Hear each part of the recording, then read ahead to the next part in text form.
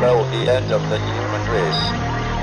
It's a flying object, and we don't know what it is. I would hope somebody is checking it out. It was a rocket or whatever, but incredibly fast, opposite direction. It was too fast to be an airplane. I'm glad the Pentagon is looking at this, because if it poses a threat, I want them on top of it. Well, the craft generates its own gravitational field. You said there's lights in the sky? The internet has become the command center for criminals and terrorists. 911, what's your emergency? I need help, please help me! Aliens won't let it happen. You know, that's what we're instructed to say. Roswell, Area 51. Alien kept deep under the ground. 1, 0, 1, 1, 0, 1, 1. 6, 3, 2, 1. Media doesn't have your best interest in mind. The government is self-serving. You're here for a reason. You're listening to Troubled Minds Radio.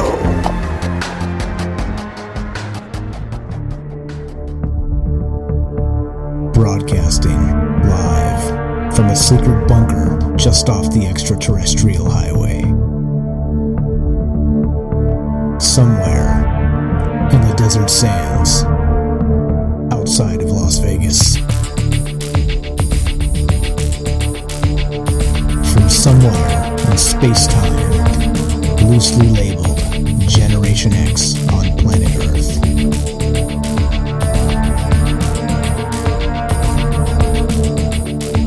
And asking questions of you in earnest into the digital darkness.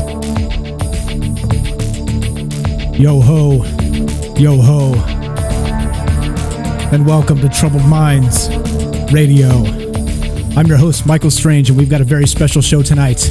We're doing a dual stream with the Best Damn podcast. We have John and Bailey with us. They will be joining us in just a few minutes here, and we're going to be talking about all the things we're not allowed to talk about, of course, like we always do. Aliens, conspiracy, the paranormal, everything in between. We've got Archons on deck. We've got the Anunnaki. We've got Planet X, the spiritual war. Yeah, these things are happening, and this is what we're here to talk about tonight. So if you guys don't know who they are, do check them out. They should be linked in everywhere, actually in YouTube. The stream is up. All their links are there. And yeah, I'll actually throw some links in the chat right now. But do check them out. Do follow them. This is part of a fantastic opportunity for all of us to kind of get to know each other from their community, from ours. And I'll bet you, I'm willing to bet, there's a whole lot of like-minded people on both sides of the spectrum here. So we're going to be talking about all of those things we're not allowed to talk about. So as we have a special show, we're going to skip the news tonight. We're not going to do the normal standard show format. So we will not do news, and we're not taking calls, at least for the first half. So we'll see how this goes, and then we'll kind of go from there. So phone lines are down, and we may have some Discord action a little bit later if you guys want to get into that. So the way this goes is we're going to do some quick shout outs, because we're going to abbreviate this super fast because we have to get them on and start talking about all the things we're not allowed to talk about, of course.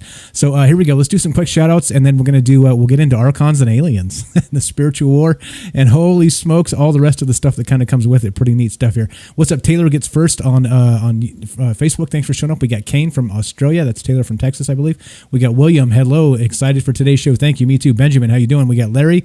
OG Todd, thanks for being here. We got Paul, says F Facebook. Paul from Wisconsin. Yes, sir, buddy. We got Shane. What's up? I'm a Twins fan, but go Rays. Eric from Pittsburgh. Thanks for being here. Let's see. Shane from Minneapolis. We got Paul. Let's see. What if Democrats don't exist? They're alien body snatchers. Maybe.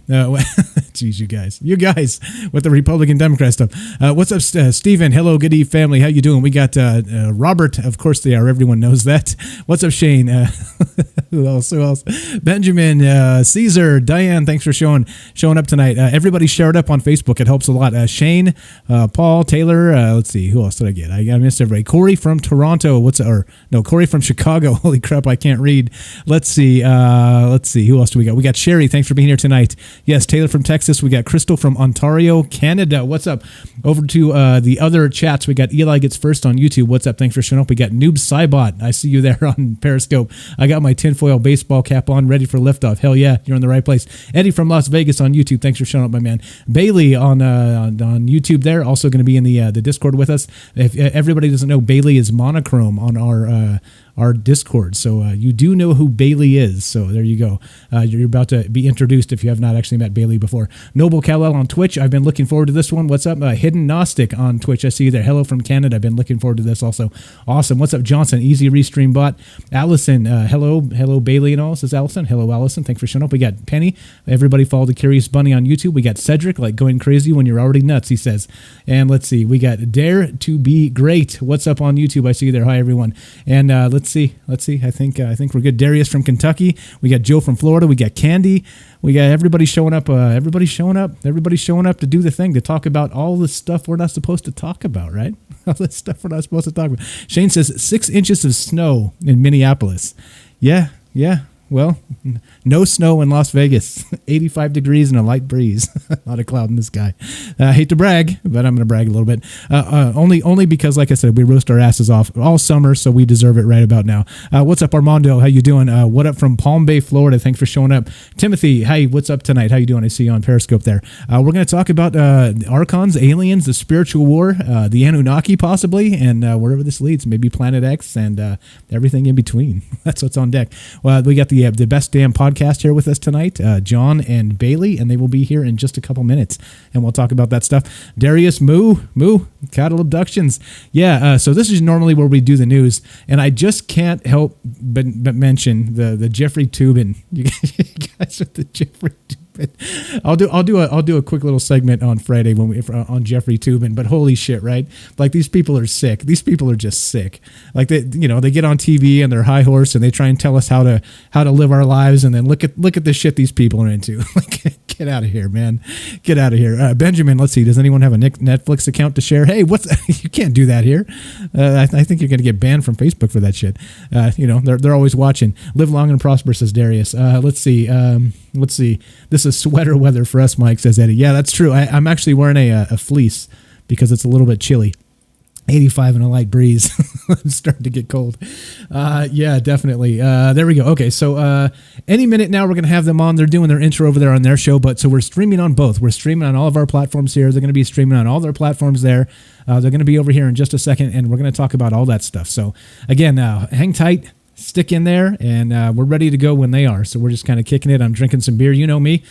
Got some cold ones ready to go, and aliens ready to talk about. Yeah. Let's see. Oh shit. I'm ready whenever you are, Mike. Ready. Let's roll it, buddy. Let's roll it. So am I. I am also ready. I'm ready. I think I pushed a bunch of wrong buttons here and broke my thing. No, did I break it? Oh, no. No, I think we're okay. All right. When you do that, you start and then you just break everything? Yeah, I'm used to that. What's up? John from the Best Damn Podcast. Everybody welcome John. He's if you guys aren't familiar with him, he runs a channel over there.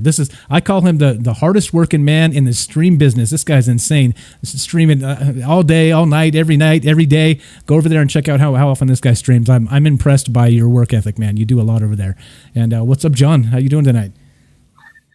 I'm pretty good, and thank you very much. It don't seem like work to me. It's kind of like a passion. I love to do it. I love to learn, and I love to share information. We got like a pretty cool community of people, so it's like hanging out with like family or something. So it's really awesome. Thank you for having me. Yeah. Thanks for being here. Thanks for making the time. And I agree. Like, I've met so many amazing people doing this show too. So at least we're on the same page there, right? Like, you put yourself out there, you meet some amazing people. Yeah, everybody always talks about the terrible people, but there's a lot of really great people that we met here. Okay, and then also Bailey. What's up, Bailey? Bailey is also here with the Best Damn Podcast. As I'm aware, Bailey does shows with John once in a while. Is that right? Most of the time, a lot of the time. I'm not exactly sure how that works, but Bailey, welcome to Troubled Minds, monochrome from our Discord. How you doing tonight? Yeah, I'm pretty good. Hope you're doing well too. And you know it. A cold beer and 85 degrees outside. I can't complain. Can't complain. No snow here. Okay, so then unless you got anything to say there, I know you guys can talk as well as I can talk. We can just blah blah blah all night. But anything you want to kind of shoehorn in here before we get going, John and Bailey? Bailey's the co-host on the Best Damn podcast and kind of like my partner and other half. Bailey does a lot of the web design. Bailey's currently designing the .com. Just anybody that's interested in checking us out, you can go to the bestdampodcast.tv or you can go check us out on YouTube.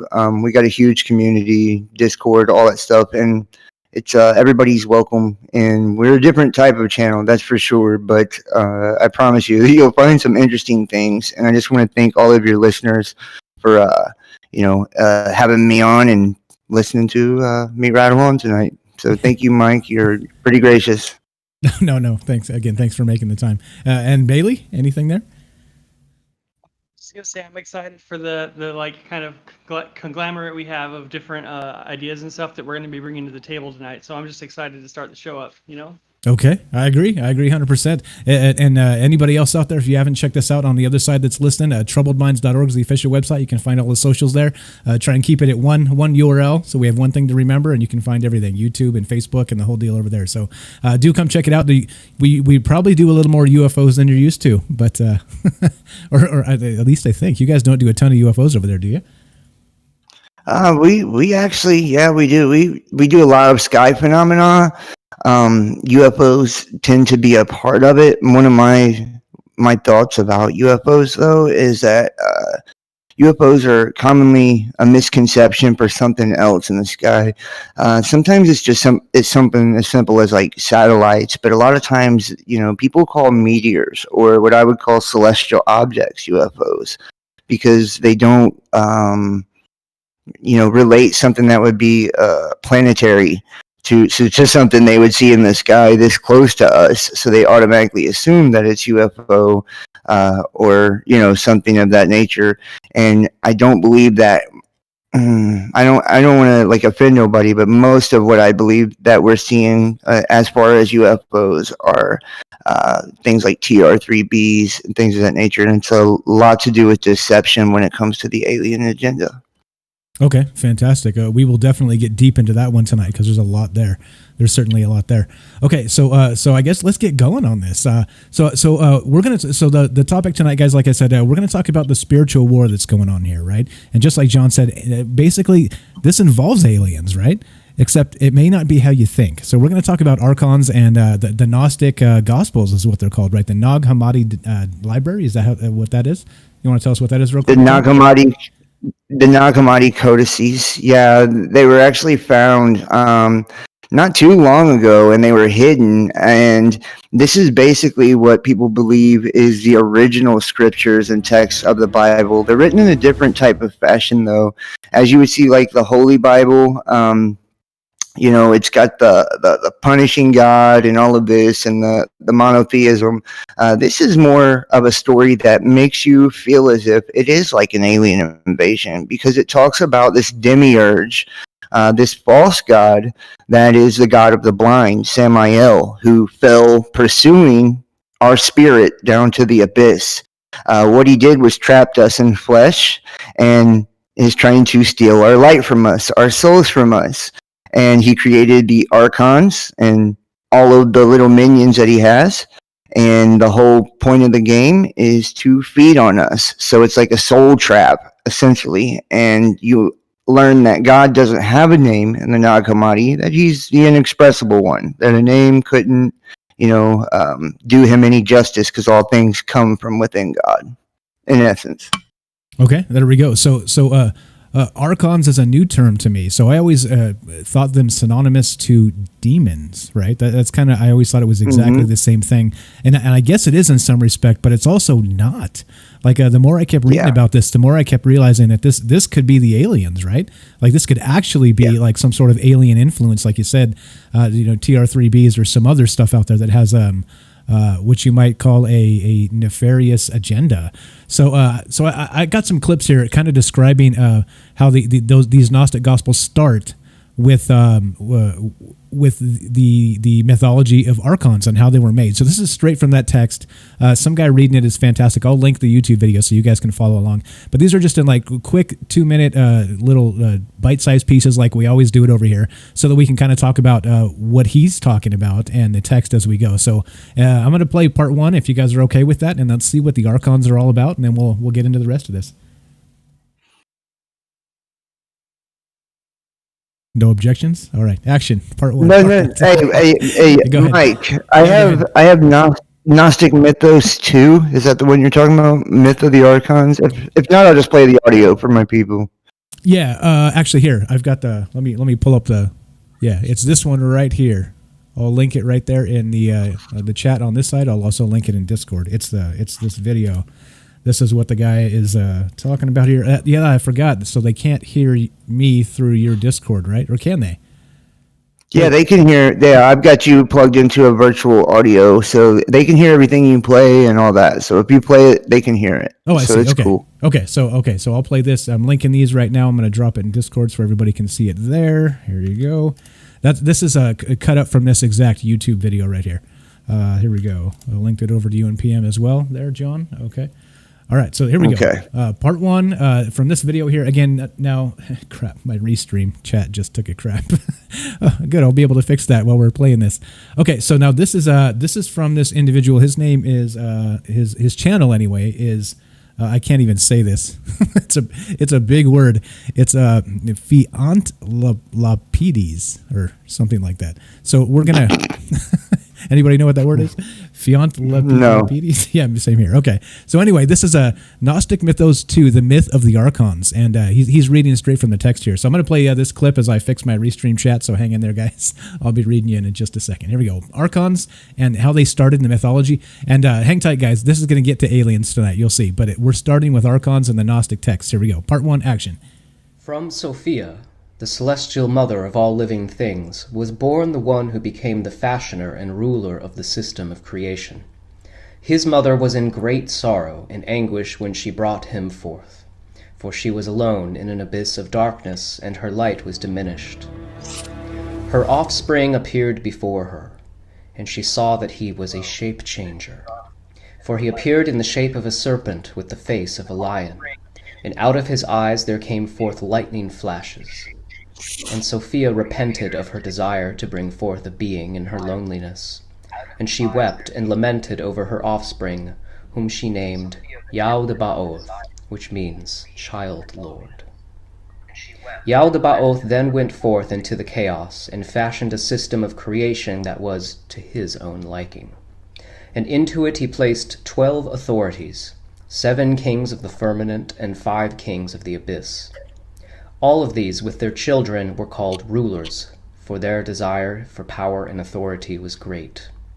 The fashioner and his host then mingled light with darkness, so that the darkness would appear radiant, and thus could deceive the eye.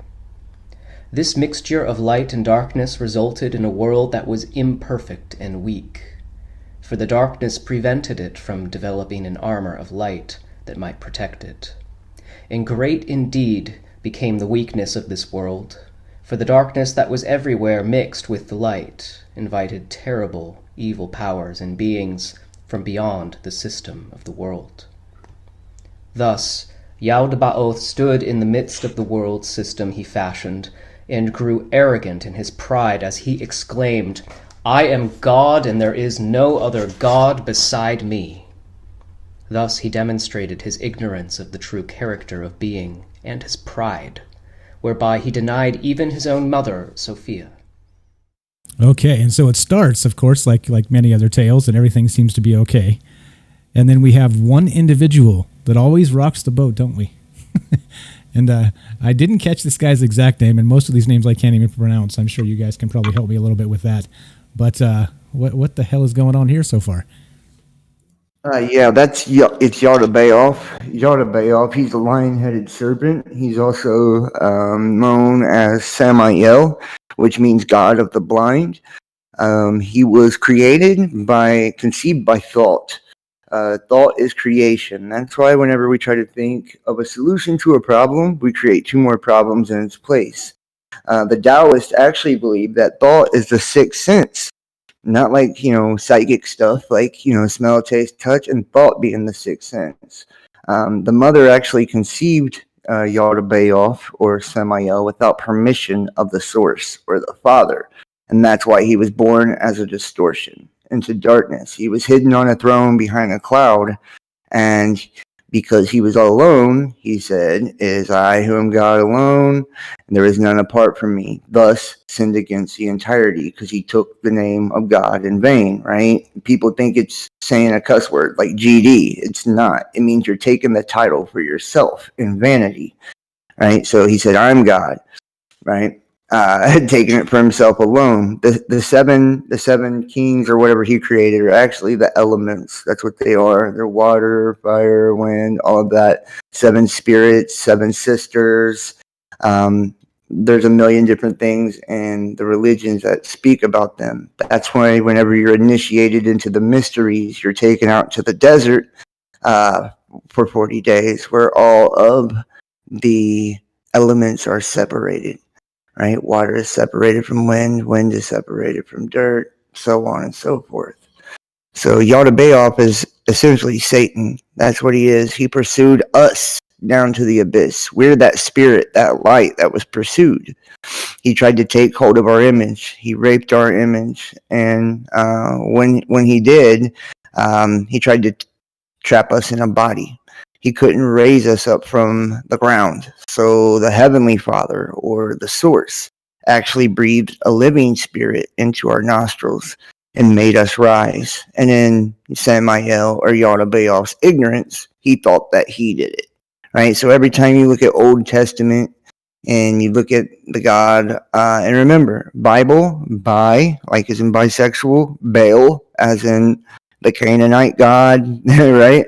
Baal means 2 lords, right? So anytime you look at Old Testament God, read the Nag Hammadi and see who you're talking to, because he says, "It is I who am God alone. None are apart from me. I am a jealous God, a wrathful God, an angry God, a vengeful God." Now, what would a creator of all things have to be jealous of? I mean, he created everything, so he could simply just snap it out of existence if he wanted to, couldn't he? Sounds like someone that was actually created.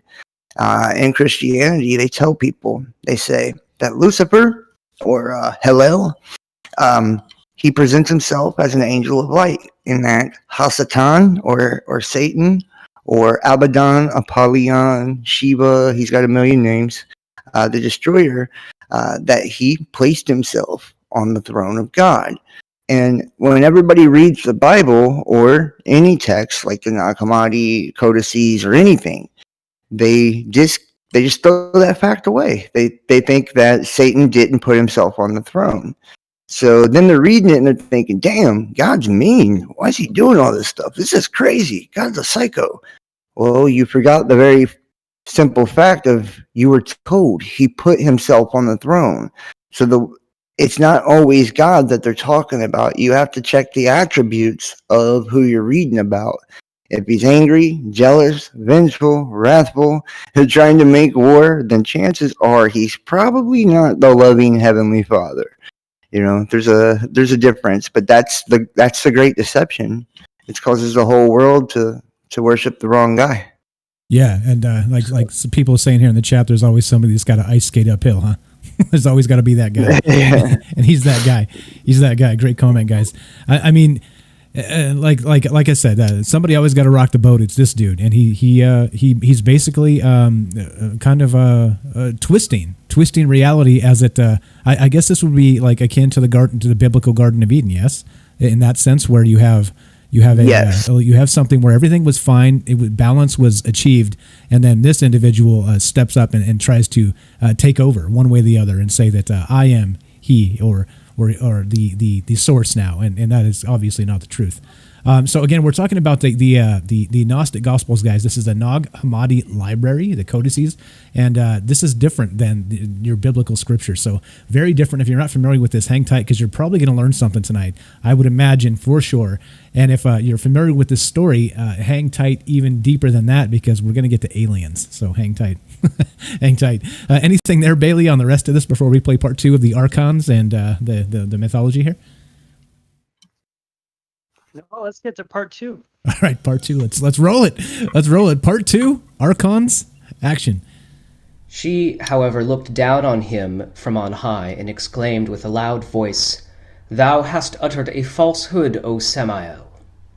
It was thus that he received the name that makes him the blind lord of death. And then Sophia also called him by the name of Saklas, whereby she affirmed his foolishness. Sophia, however, knowing that her offspring had fashioned a creation in his own flawed image, decided to secretly come to the aid of the light that was present in the world.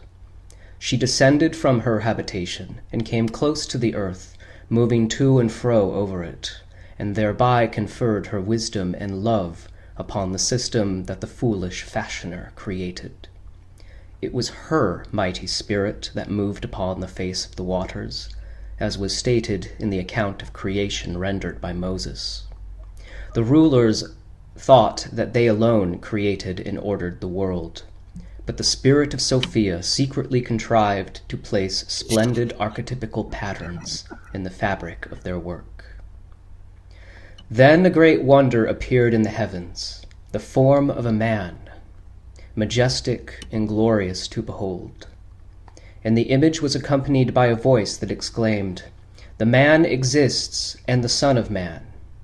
The Creator and his host trembled, and the foundations of the abyss shook, and the waters churned in terror upon the earth. So great was the radiance of the celestial human archetype that appeared in the heavens, that the rulers were blinded by it, and they could not bear its power. They averted their eyes and beheld the reflection of the form of the man as it appeared in the waters below. All the rulers and their servants rushed hither and gathered their powers and made a replica of the image of the heavenly man. And so we have the, now again, a similar but not identical myth in here happening that's biblical but not quite, right? So now we're talking about creating mankind, and this is what's happening here, right? Yes.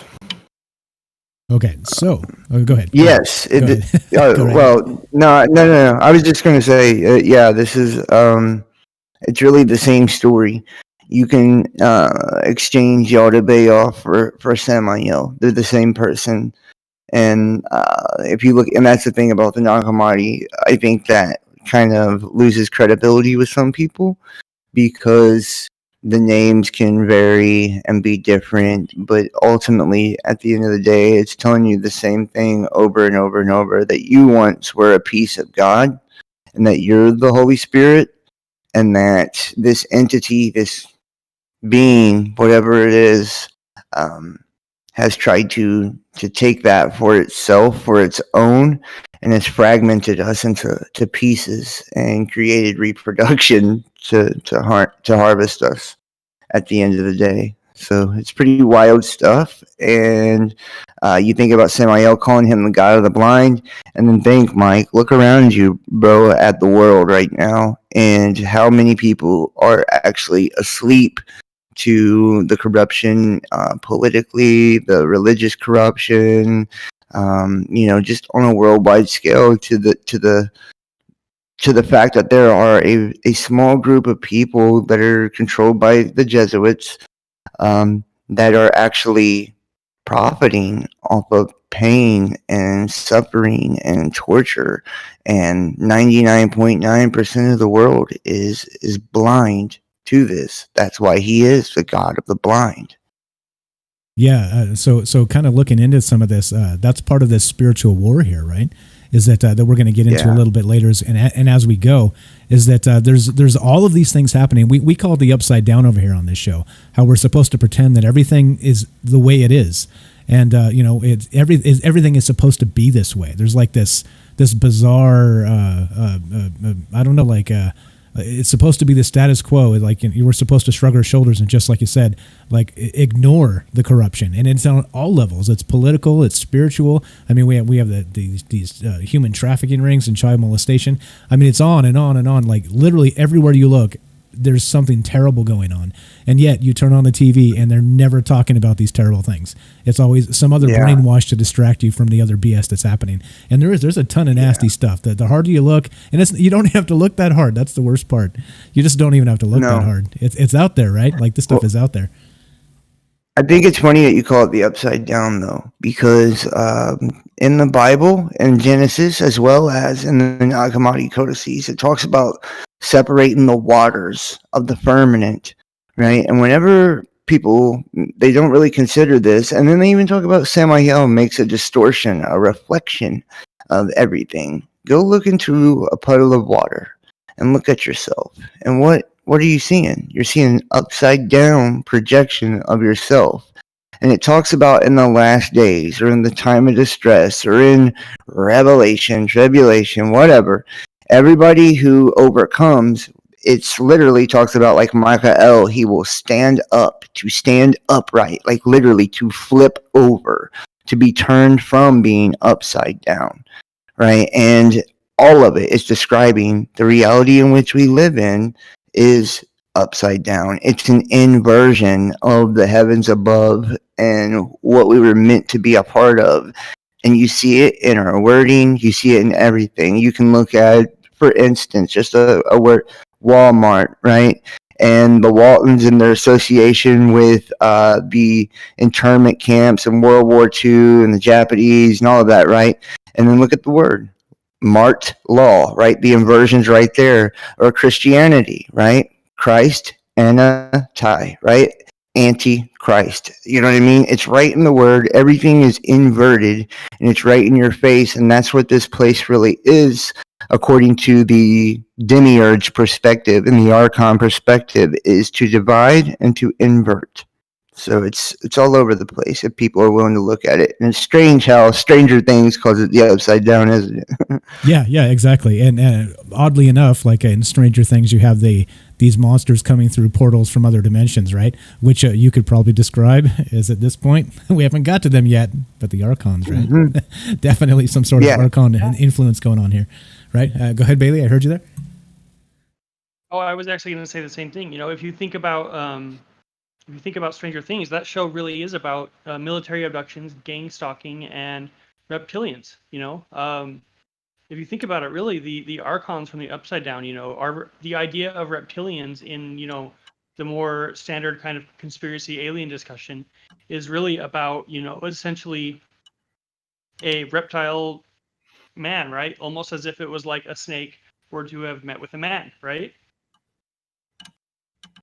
Yeah, that makes sense to me, and not only that. I mean, we can go into some of the other ancients, the Egyptians, and the rest of this with the snake on the man's body and the rest of this stuff. So there's a ton of that all over the world. Yeah, but yeah, absolutely, and it does. Sorry, go ahead.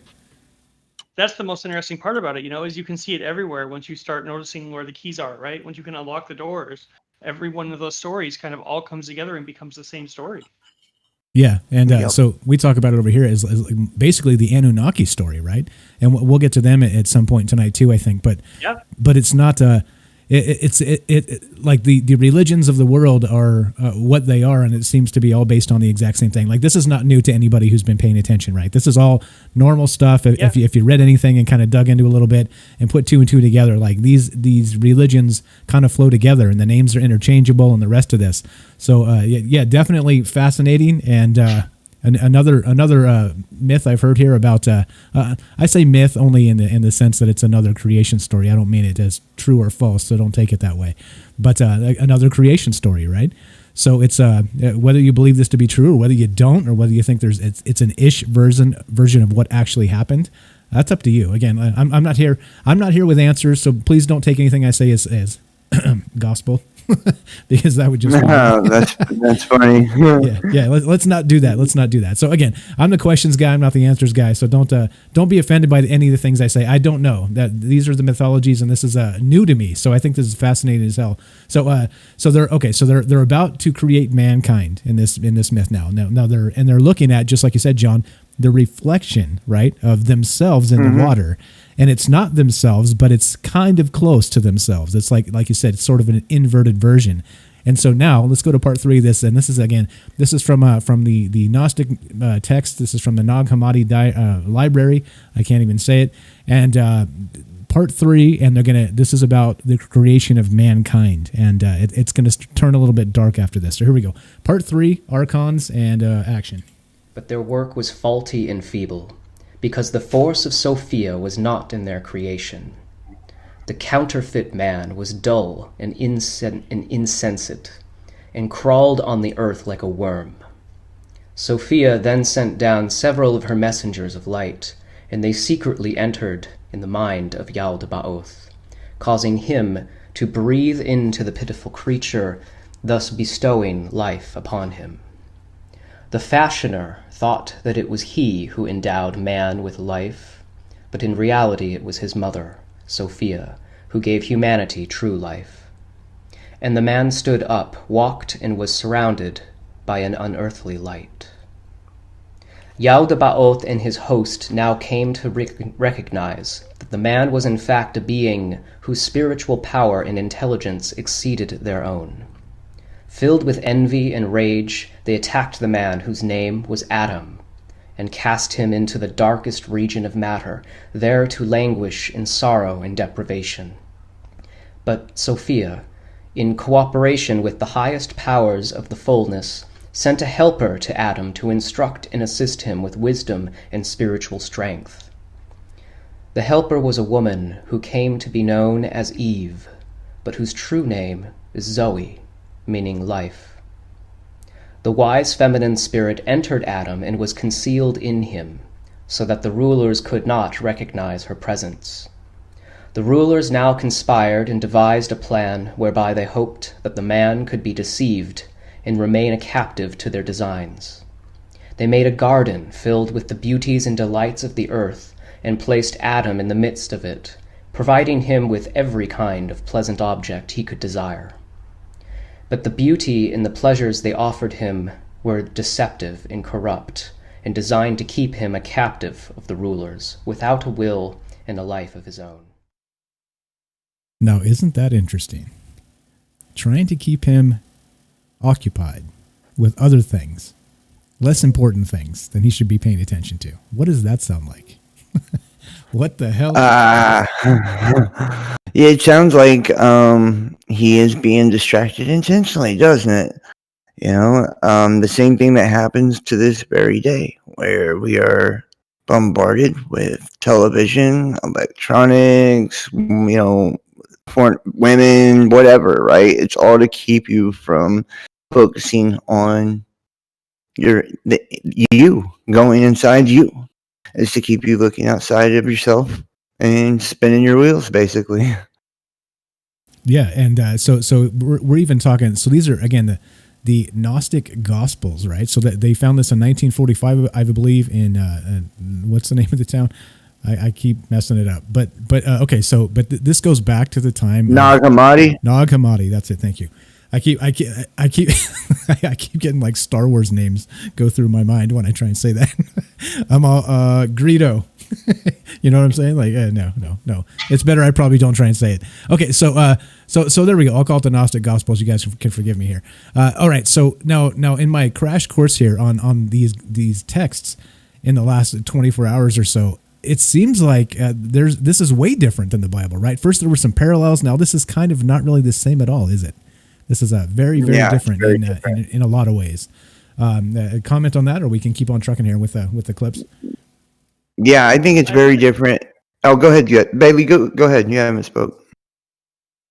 I was going to say, I think it's at the core. I think it's actually very similar, but the Bible likes to add and manipulate things for different cultures. So over time, if you watch how the different cultures have kind of been when the Bible was at whatever version it was, you'll see a lot of kind of like cultural changes that happen in the Bible to represent the culture at that time, which is kind of interesting. But I think the core keys, the core concepts that you can kind of find do end up mapping together if you like go in there far enough and go in deep enough, if that makes sense. Yeah. Well, and go ahead. No, you're sorry. right. I You're would up, just buddy. say that there's just similarities between this and the Bible, yes. And where Bailey says that the Bible does manipulation, I would agree, but I think this also does as well. It manipulates you towards more of a Luciferian perspective of things, and you know what I mean. It takes there's books in this that actually kind of glorify Jesus Christ, and then there's a lot of them that actually take away from him too. Yeah, I was noticing some of that here. Let me read this. This is actually from the YouTube video itself. Let me just read this real fast before we keep on moving here with these clips. It says that the premise of Gnosticism regarding the human condition is that the human soul and spirit do not require an external institution for their redemption, but rather they contain within themselves the capacity for spiritual direction. The Redeemer is a helper and a shower of the way, but the way must be trod by the individual himself. Vicarious salvation and a need for a church as an ark of salvation consequently are negated. And you could see how even if the message was similar here, that we have a situation where the church is going to be hostile to this no matter what, because you're basically right. So no matter what, even if this isn't maybe Luciferian like you said, or maybe it isn't on the fringes, maybe the message is similar in salvation and the holiness of the soul and this type of thing, the ascension of consciousness. We end up with a hostile church to these texts, which is of course probably why they weren't included in the book itself, right? The Council of Nicaea and all that other stuff. Yeah.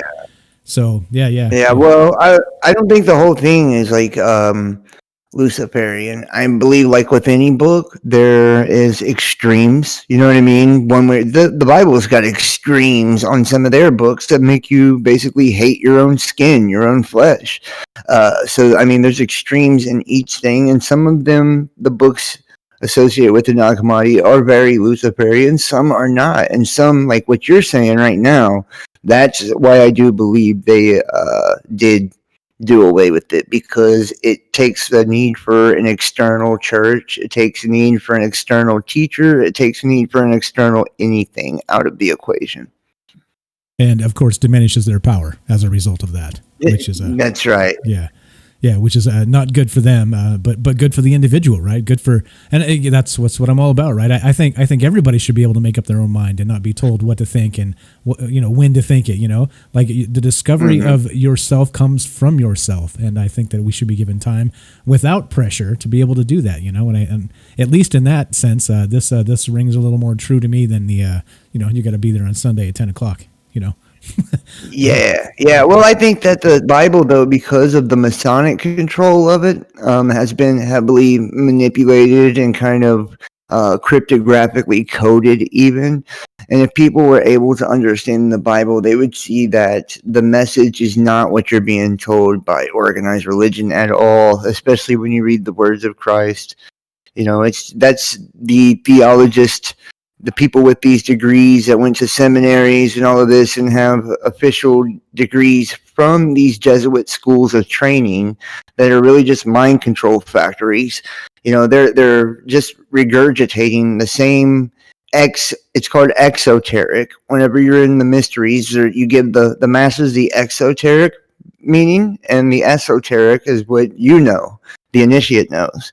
So, the church is intentionally keeping everything outside of the self. That way you will never find the actual meaning or truth to any of it. The Bible is just as valuable, if not more so, than the Nag Hammadi, and has just as much, if not more so, deep things like that. But the way it's been conveyed to the masses has got your understanding flipped around to where you can't see it no other way than the way your pastor told you as you was growing up as a child. And that's part of breaking indoctrination.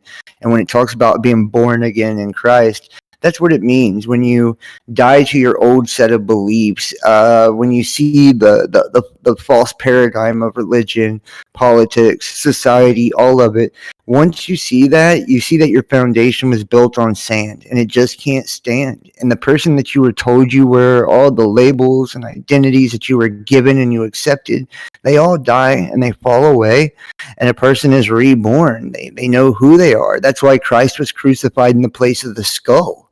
It's very symbolic for all of us. We're all, going through the same type of process whenever we come into an awakening moment. And awake is a funeral, right? You have a wake for someone who's dead, right? So when you awaken, that means the old you dies. This third dimensional linear perspective of things is gone. And now you're in the ascension process to where you're able to process all the dimensional aspects of everything. And that's what it's talking about when it speaks to rightly dividing, where you can understand that these things are true in multiple facets. They're true physically and politically, like in your world, true geographically, they're true astrologically, they're true what's inside each one of us as far as it goes metaphysical and spiritual, and it's true as a collective. It's all true in all ways. And once you transcend that, you then have began the ascension process. Everybody thinks they're going to be sucked up in the sky for some rapture. Well, rapture means to rape and capture. So ascension is something totally different, and it means that you're transitioning past the third dimensional perspective, this external, the exoteric, and the only way out is within, by going within yourself to find that place. Yeah, that makes a lot of sense. And again, but it's a control mechanism. And I think when we talk about the control mechanisms and how you, again, like you rewrite it for, to maybe disallow people from finding the truth, you end up with exactly what we're talking about here, right? The entire reality, yes. How it's all built based on the fact that they need us as worker bees or worker soldiers, or the Igigi, as the Anunnaki might have said, like these types of things. I know it's not exactly the same thing, but in they do need us as soldiers. They do need us as farmers. They do need us as realists in reality, with 2 feet in reality, but they're leaving out a whole lot in life, right? Yeah, there's a lot here. So go ahead. Sorry. They need us because they don't have the living spirit of Source within them. When they rebelled, they cut themselves off from, and Source is life, God is life. So they don't have that. That's why they need us. They can't create anything. They're the jinn of old, the genies of old, the archons. They're all that. And they can only manipulate what's already been created, or they can mimic what is created. So if you handed them a blank piece of paper, they couldn't draw anything on it for you. But if you drew a stick man, they could turn it into a horse. See? So they need our creative power, because that's what they do. They suppress our vibration to make us co-create the reality in which we exist. So we're the wardens, the guards, and the prisoners in our own prison. Yeah, the worst kind of prison, your own prison. And so here's a little alien connection to that, guys. Wink, wink. As we get in talking into more about this will come up more and more. But haven't we heard that a particular alien species, let's say a reptilian, or let's say the Greys, or whatever it might be, they somehow are disconnected from whatever our consciousness is, and it's that reason why they're interested in us, because they cannot achieve whatever we have on their own. Even though with all their technology, with all of their whatever it is they're doing, their dirty experiments and whatever's going on with this stuff, they still can't be us, because their individuality, their consciousness has been washed away at some point. And we have a really particular parallel though there, don't we, between this Archons, the aliens, and the Gnostic Gospels here. Pretty interesting. Why are they so interested in abducting and studying us, right? I think that's the question. Exactly. So if they knew biologically about us, it would take one, right? I mean, if their technology is so good, their kung fu is so good, they could literally just chop us up, and that's it. They know everything they need to know about people, right? So there's clearly something they don't know, or something they need, or whether this is energy, or whether they can tap into that consciousness. I don't know. But again, some parallels here, some interesting parallels between, now we're talking as maybe Archons as demons, like I said when we started, but now we have Archons as aliens, right? So then it might bring this conversation all the way around as we continue here. Are the aliens demons, right? Is it one and the same? Is this all the same thing? Is it all exactly the same thing? Okay. Yeah. Crazy stuff, right? Crazy stuff. Okay, let's keep moving. I'm going to smash a clip 4 here, unless you guys have any objections or something to add there. No, go ahead. I was just going to say, going back a little bit, when we talk about like the upside down and things like that, I think like at the end of the day, what we're really trying to figure out, not us, but the Archons, if you will, or whoever you want to say it is how can we actually find a way to hybridize with humans to a point where people like us, where we are part of that God system. Like if they could continually change our DNA to a point where we're like them, then would they not now be part of the system of the sons of God? Which is an interesting way to think about it, if you ask me. And as far as the upside down goes, you can also look at places like CERN. Like, why do they have Shiva as a statue right next to CERN? It's because they're trying to use it as a way to communicate with the other side, or a better way of communication with the Archons, right? Yeah. Another interesting parallel with CERN is Cernunnos, the god of the Greek god of horn god of the outdoors, and some other things. I think it's unclear exactly what he's the god of, but he definitely looks demonic with the devil horns, right? The goat horns. there's some weird stuff. There's some weird stuff. Weird connections and all this. And yes, CERN's a good one. We got to do a whole show on CERN and how all of that kind of ties into whatever the hell this might actually be. Because I think there might be something to this. Yeah. They're trying to tap into parallel dimensions, and if you kind of just look into whether you call them aliens, archons, whatever, they're interdimensional entities. So it appears as if whatever they're doing through CERN, I believe it's a giant AI quantum computer, but it's to allow these interdimensional species to enter this realm or communicate with this realm. It's in the logo is 666. It's built on the temple of Apollyon, which is also Abaddon, which is the destroyer. The mascot is Shiva, which is also the destroyer. So, which the destroyer is Satan. So they're showing you like everything that they're doing, what their true agenda is. Even all the way around CERN, there's these crystal plates. In every language, there's prayers and incantations around the thing. And that whole Lucifer thing was just another ritual to invoke these things into our reality. So, from the start of the telegraph to now, CERN also started the World Wide Web project, the White Rabbit project back in the 40s. So imagine, this agenda has been going on before your grandparents were probably born. And nobody is none the wiser. Nobody has a clue as to what they're trying to do. And that proves to me, at least in my mind, that all of it is completely anti-human. And there's nothing human about what's taking place in our world right now. And something with such a slow burn that meticulously rolls out the way it does, a human couldn't achieve that. A human doesn't have a lifespan to do that either. So, people need to start thinking about things differently, because what they do is play off our arrogance and make us believe that we're the ones with the sun simulators and all of these things. No. No, that's to play up your arrogance, that way you think you're in control. What it really looks like is humans are not in control, and something else is, and this agenda is very nefarious towards us. Yep. Oh, the hubris of humankind. You gotta love that.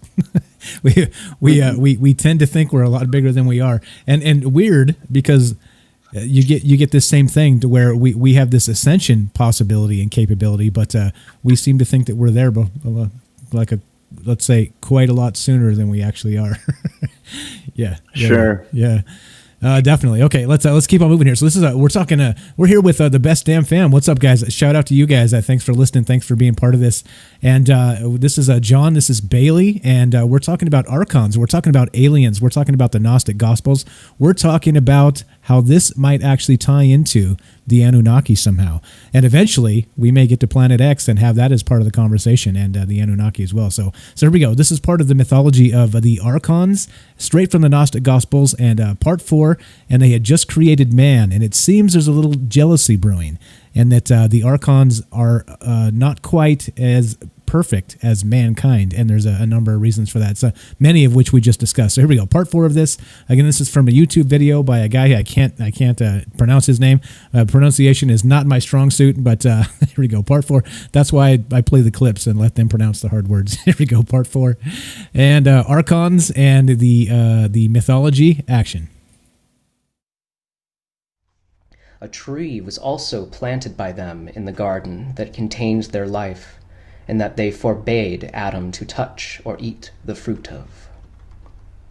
Once again, Sophia and the other heavenly powers came into the aid of Adam, and they instructed him to eat of the fruit of the tree and defy the ruler and his tyrant angels. At the same time, the woman came forth from Adam, but the chief of the... Wait, stop me. Did I play that one? Am I one off? I feel like I played that one.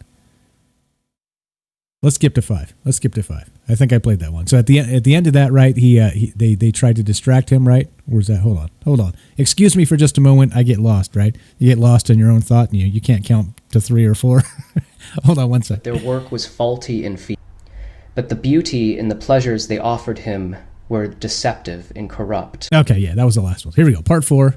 I thought I was hearing things twice, but I heard it earlier, so I am. Here we go, part 4 action. Sorry about that.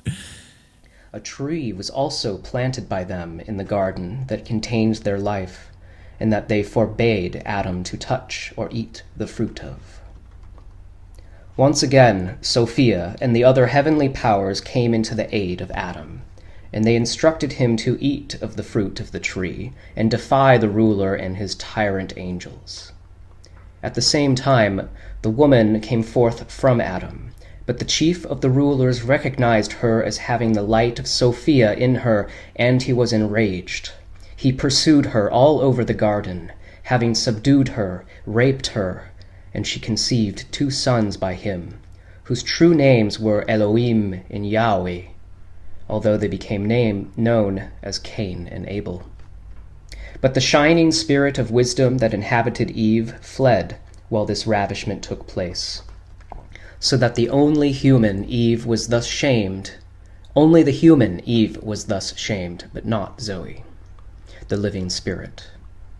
Elohim Cain became master over earth and water, and from him descended men and women whose inclination is towards matter, whereas Yahweh Abel commanded fire and air and became the father of humans who value the soul and mind.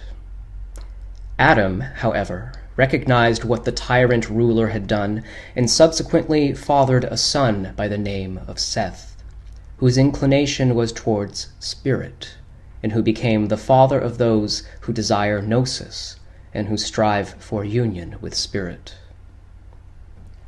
The tyrant angels then watched in rage as humankind went its way, and would no longer linger in the fool's paradise where the fashioner wished to keep them captive. The chief ruler particularly cursed the woman who became the mother of humankind, and her lot, and the lot of her daughters has been a difficult one ever since. Okay, we have some interesting names that show up, right? I noticed that Yahweh is that would be the biblical God, right? Am I off there? Well, Testing? not quite. Not quite? Some people say that, but the other side of it is a lot of people think that Yahweh is actually the God of war, right? Like, one thing that the Archons have been really good at is tricking people, right? They're like great deceivers. So one way you could look at it is like, maybe that's the God, but it kind of contradicts itself in that earlier it said the God doesn't have a name. So now they're saying Yahweh is the God. It's more likely that they're actually saying, oh yeah, look at the 7 stars, the Pleiades, and look at all these things, and they're in the firmament, and then look at these 5 down below. But they're probably actually originating the dualism system. Because look at throughout any other form of dualism, like Biden versus Trump or whatever you want to call it. there's always two groups pitted against each other to make you focused on that argument and not the real thing at hand, right? Yeah, the same old story, the same old song and dance. Okay, all right. So we just have so we have some names that are have been basically recycled then, and these have been actually cast out of the Bible, even you could say, and that's part of why it is what it is, right? Well, we heard Yahweh and Elohim, right? Yeah, exactly. There were more than that. Okay. Yeah. Yeah. Okay. So Elohim. Actually, if you take it back to Genesis 1, which I'm showing the people at home while I'm doing it, the etymology of the words, and this is where people really lose it big time, because they don't know who they're actually worshiping, right? But when you take it back to the Genesis, Elohim actually is little e, Elohim, and it means, or Elohai, it means supreme ones, which is plural, or little g, gods. And specifically in the plural, and it means the supreme God or the all supreme. So when they're talking about, and God, when Jesus speaks it, is a different God than what they're telling you in Genesis and a lot of these other things. So supreme gods are superlative, and they're magistrates, which means they're angels. They're just the angels, the fallen angels. Whenever they talk about Elohim, that's plural. That's liturgy gods, supreme gods. Yahweh, whenever you look at the letters or that symbolize his name, and you take them back to the Aramaic, they are A-U-A-I, which is the vowels in Anunnaki. Okay, so it is all connected then. So one way or the other. Yes. Yeah. Okay. All right. That's pretty crazy. Could Go ahead. be Anunnaki, likely is. The other thing about that is, I just lost my train of thought. It bounced. I do it all the time. Well, but once again, think about what we were talking about earlier when we talked about Yada Bayoff and Samael, and how I am a jealous God. There is none apart from me, right? Another theory, like with Yahweh, is whenever you look in I think it's called the Grand Grimoire. It's Solomon, and it's got to do with the clavicle, the Kabbalah, and all this. And it's a book of witchcraft. And there's an essence, like when you see the Nazis and the swastika and the 4 90-degree angles on there, where you hear the 4 horsemen, the 4 angles, the 4 winds. It's Ariel, Adonai, Jehovah, Elohim, which make up Yahweh, right? They're these north, south, east, west. They're the 4 angels that make up Yahweh, the supreme God, the Holy One, right? Or holy meaning a whole being. So anytime you see like these different names and stuff like that, it's usually talking about the Elohim and the top 4 Elohim making up the supreme deity. Okay, and so does that make sense? Yeah, it makes. Again, most of this is over my head because I was terrible at Bible school. There's that, and then it's been many years since I've actually read the Bible. I was telling Bailey this, and it's like, again, going through reading the Gnostic stuff here. It's I'm not sure. I realize it's different, but I'm not sure how different. So thanks for joining and setting us straight, setting me straight anyway. Mm-hmm. Appreciate that. It's really different, but there is a lot of similarities to it too. So, and Gnostic means gnosis, which means knowledge, spiritual knowledge. Right, which would be that ascension of our consciousness. It's the same thing. Go ahead, Bailey. Sorry. The one thing I wanted to bring up, just as a way of kind of like looking at the Bible, if you want to, is like really go in and break down what the words mean there. Because if you look at Genesis, which John brought up and talked about how the God there isn't always the Almighty, Lord or whatever but actually is often talking about Elohim as gods.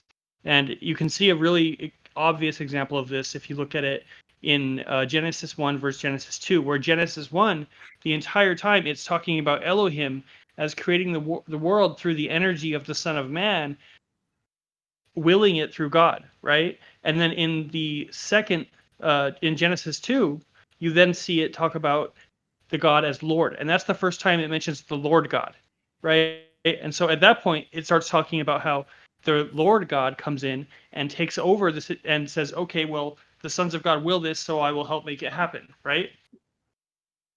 So that's one of the original deceptions, is that the Elohim actually helped create the earth through the will of the people who it essentially was sold to by them, right? Well, and that's kind of what Genesis 1 and 2 is trying to say.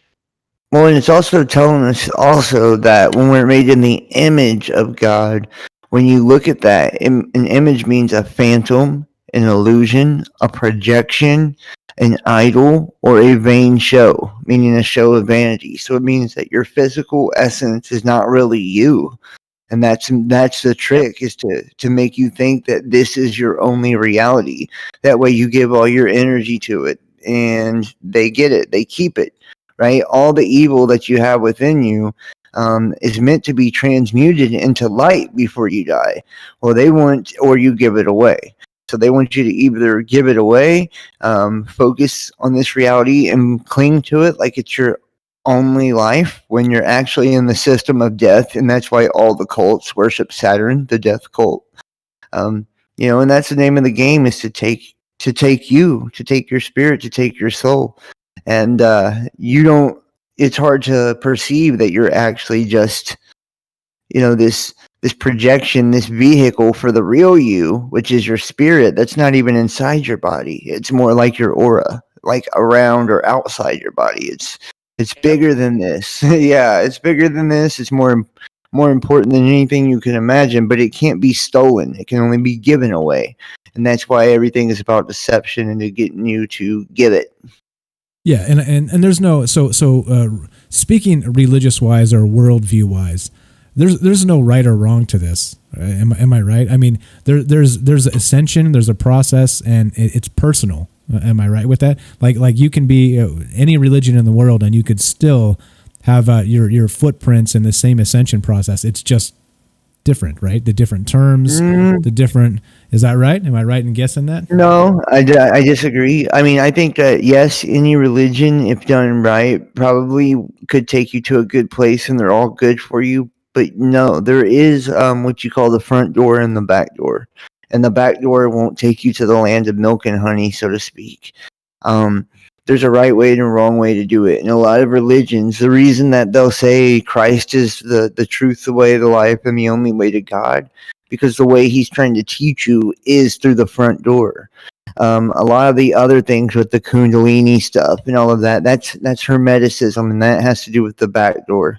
That's also why they sodomize people. That's also backdoor stuff. That's why Vegas, what happens in Vegas stays in Vegas, because there's a vagus nerve in your ass.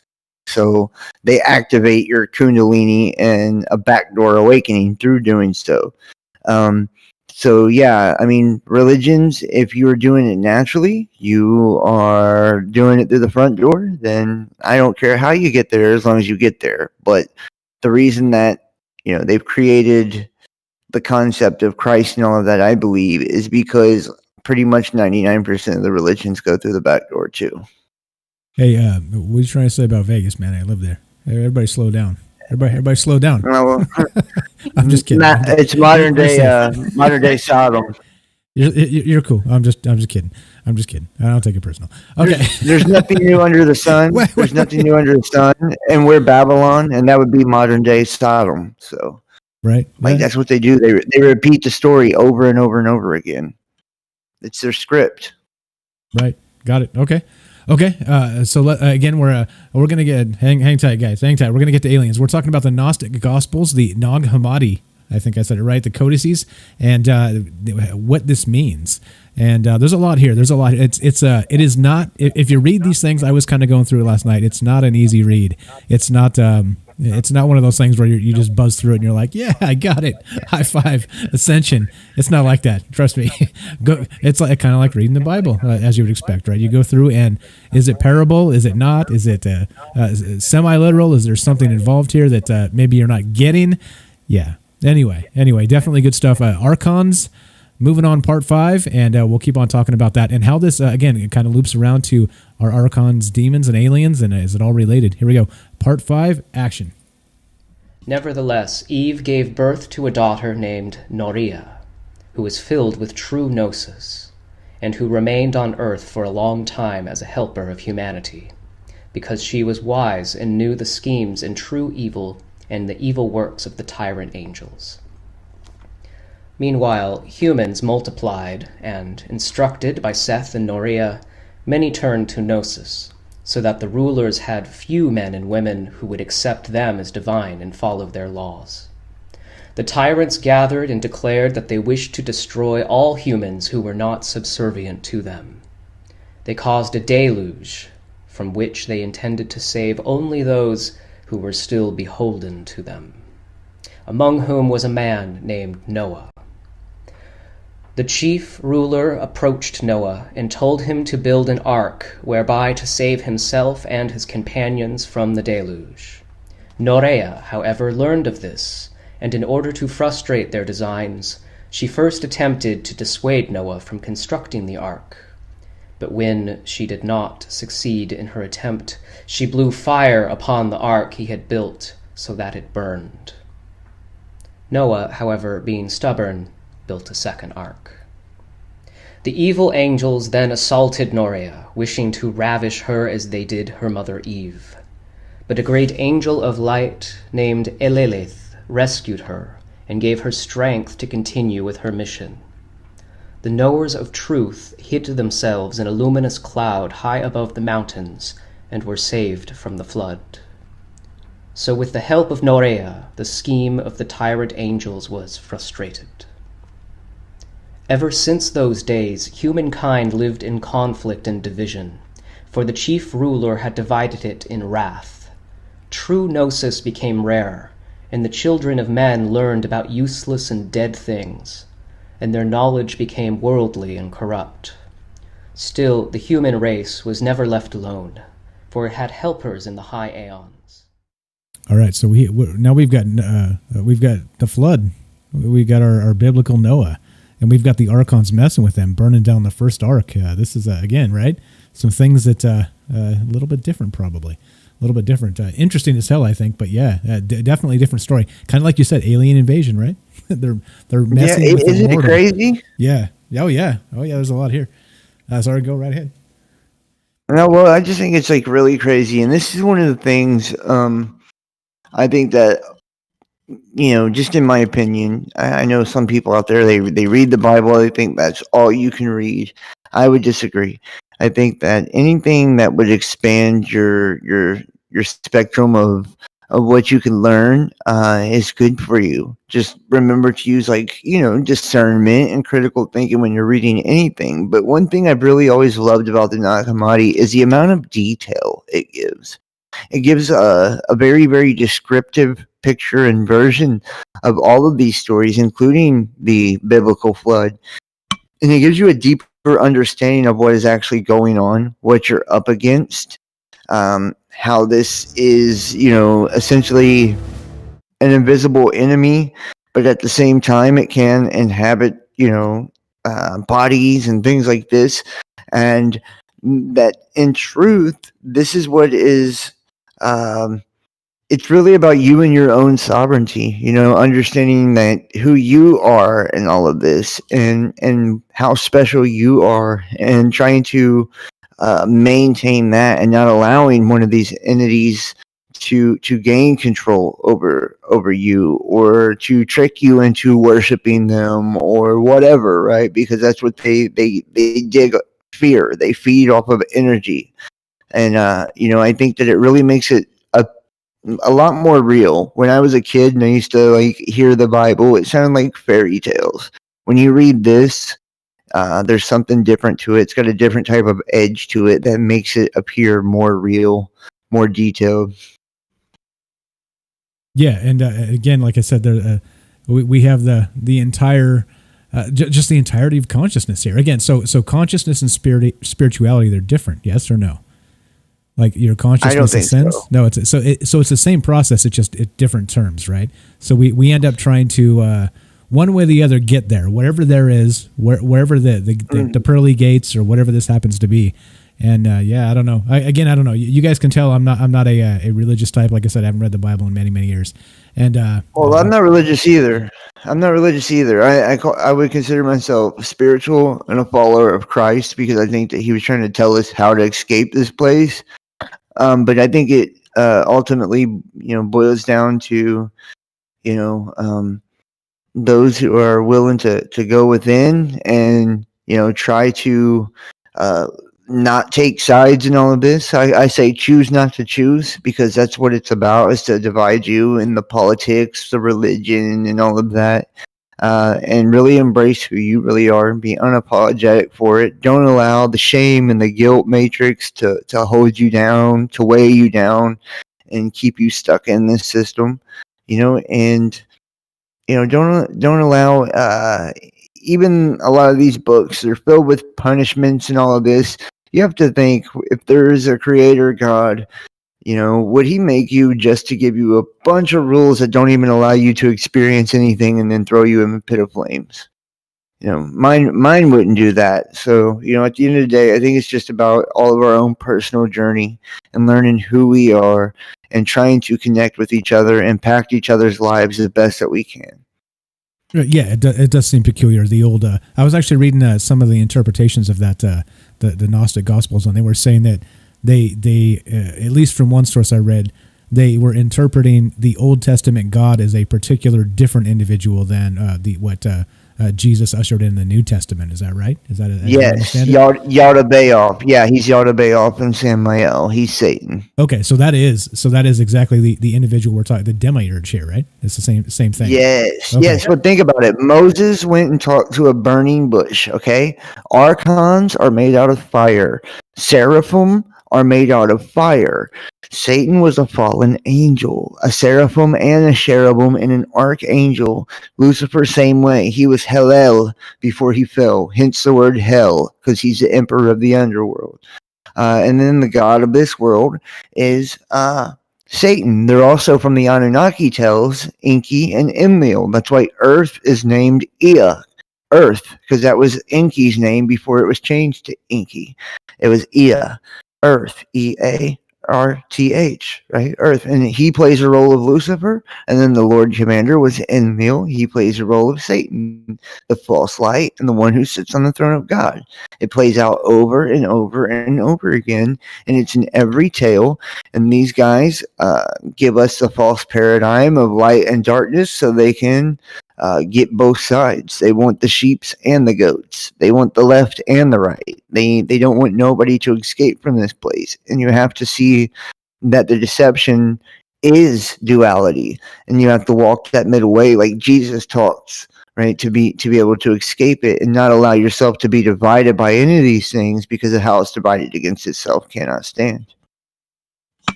Which again is, I think, given just the political climate, just social media, just how families are now splintered because of politics and these other silly things, it just seems that maybe this was the plan all along, and this kind of maps it out thousands of years ago. Yeah, go ahead, Billy.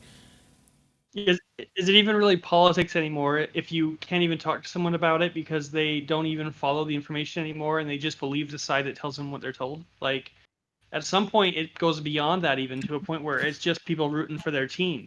At this point, it's just the Roman circus again. Yeah, that's exactly what it is. It's become the gladiators in the Colosseum, and we're the feisty mob, the unsatiable bloodlust of the mob is us.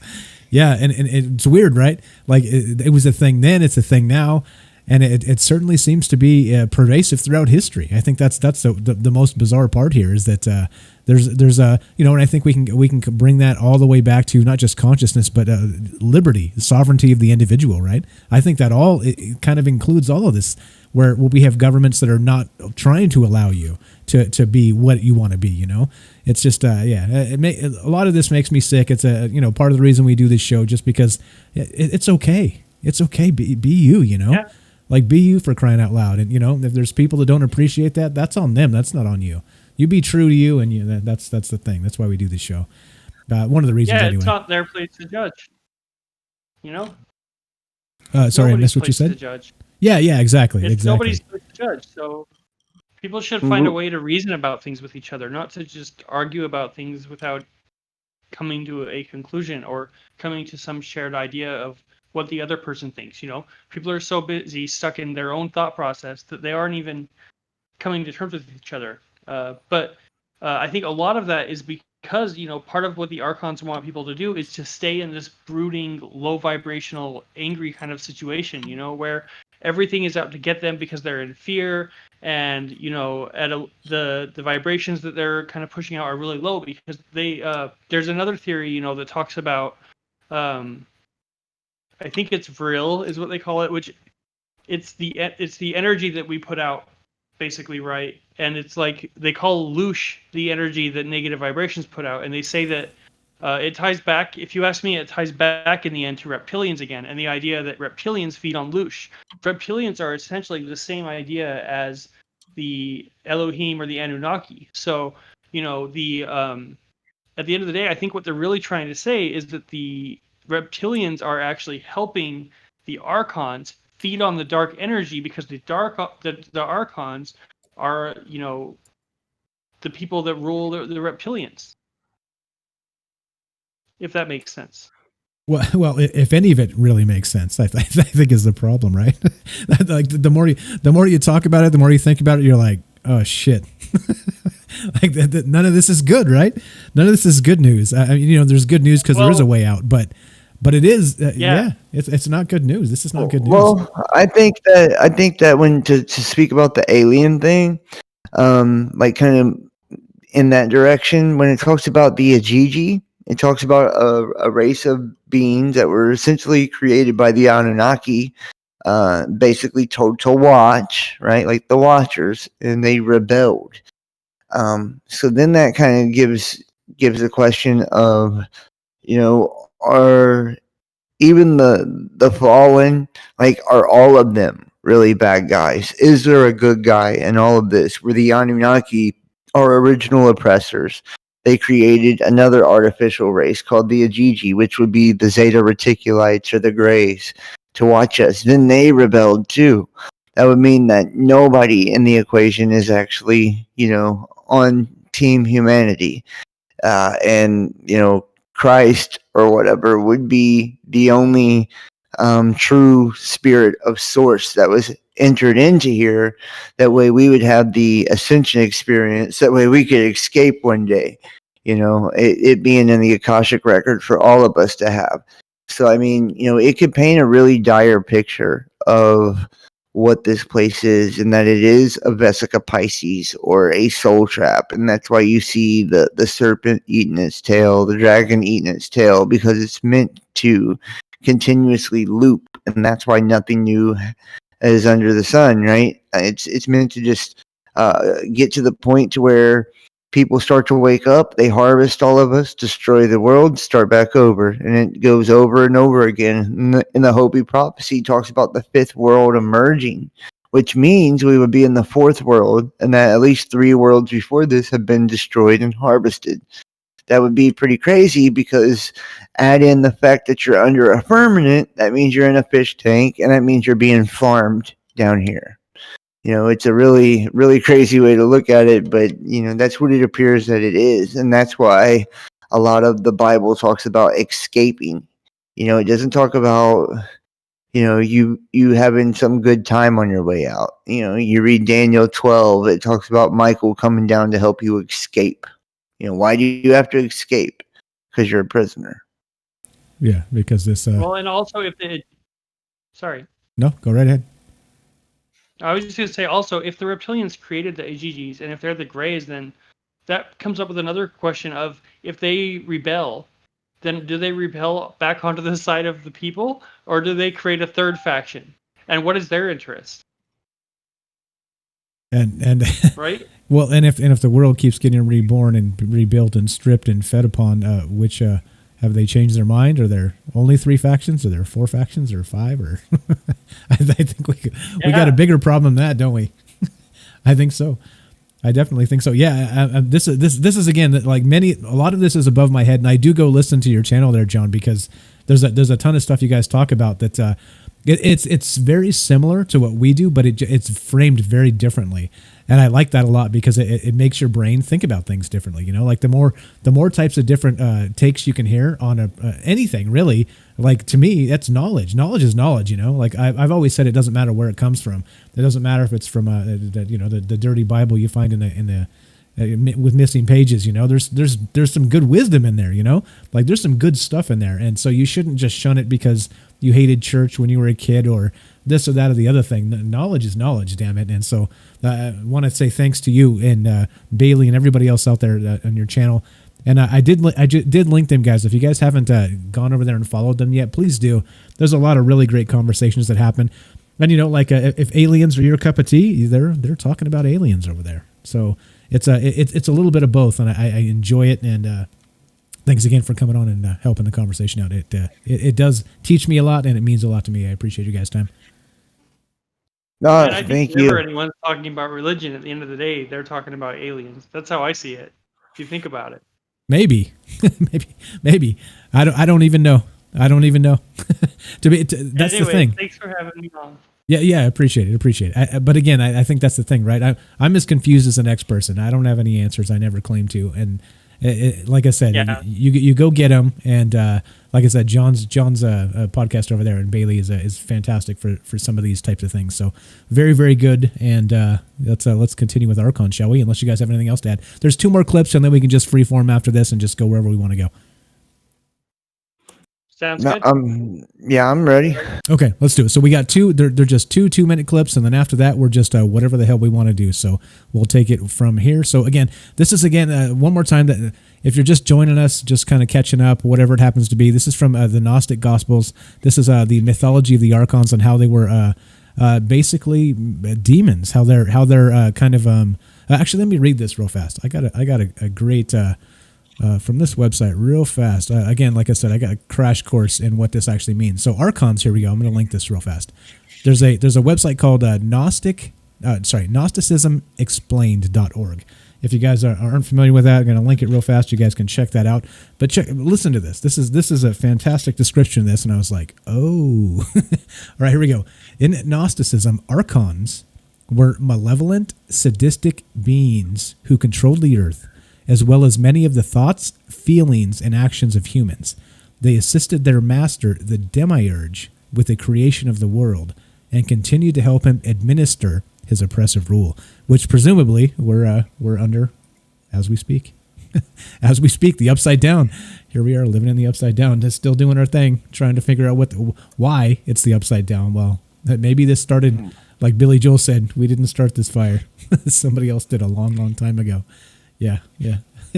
Anything else there? I'm about to play clip 6. I can count. I swear I can count. You'll see. I can count. Clip 6. Anything else before we play this? No. All right. Action. Part 6.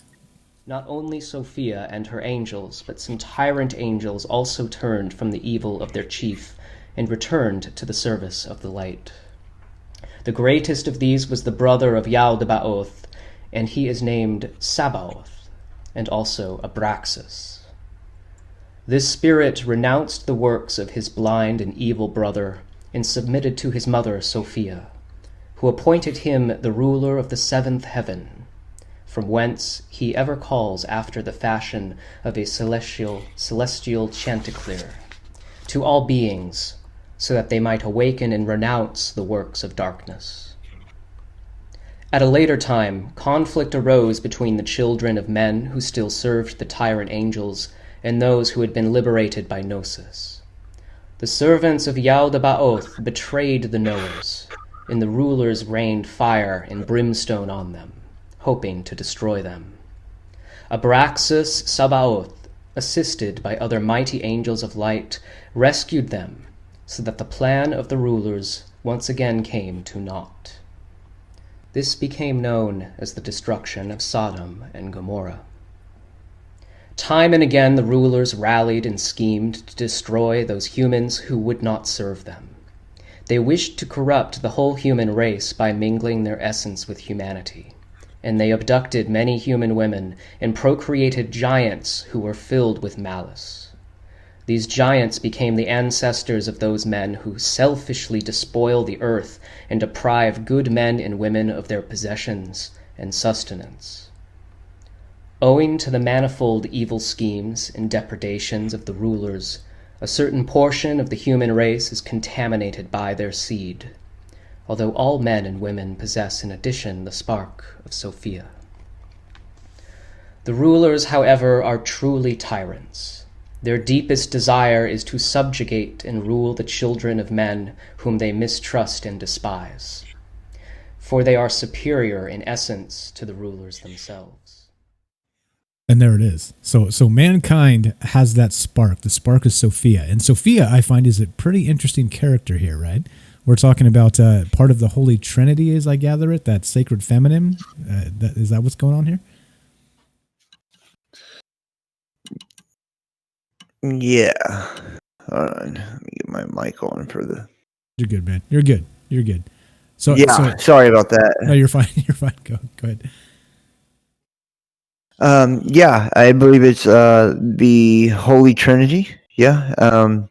And you'll see it in like different variations in different religions. But yeah, Sophia would be like the Holy Spirit or the divine feminine. As you would have the Father, being, the living Spirit of God, and Adam, or you and I, being the Son, making that Holy Trinity. And that's what Yada-Baoth or Samael or Satan or whatever, that's what they pursued.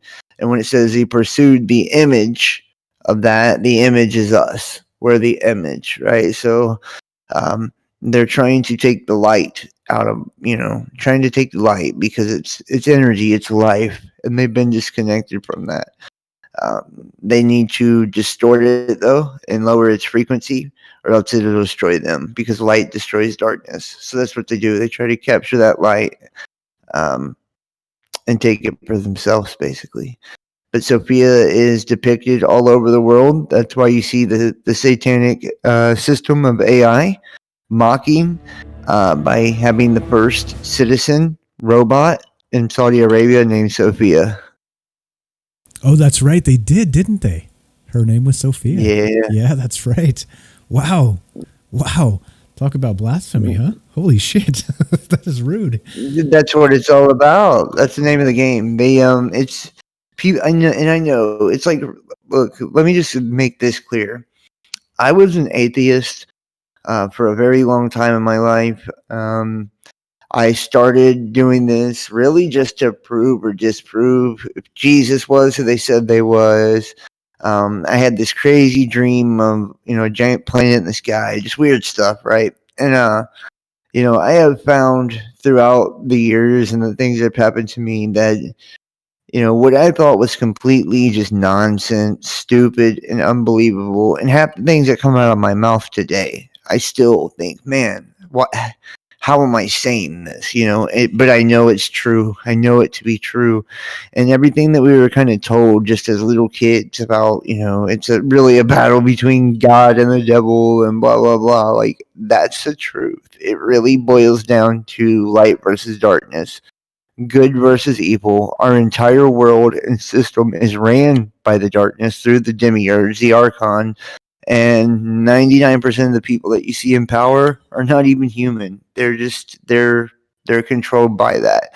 AI is not what you think it is. It's just a conduit or a channel for Satan to infiltrate our world system and manipulate through technology. So we've been terraformed here on Earth and prepared for this final season.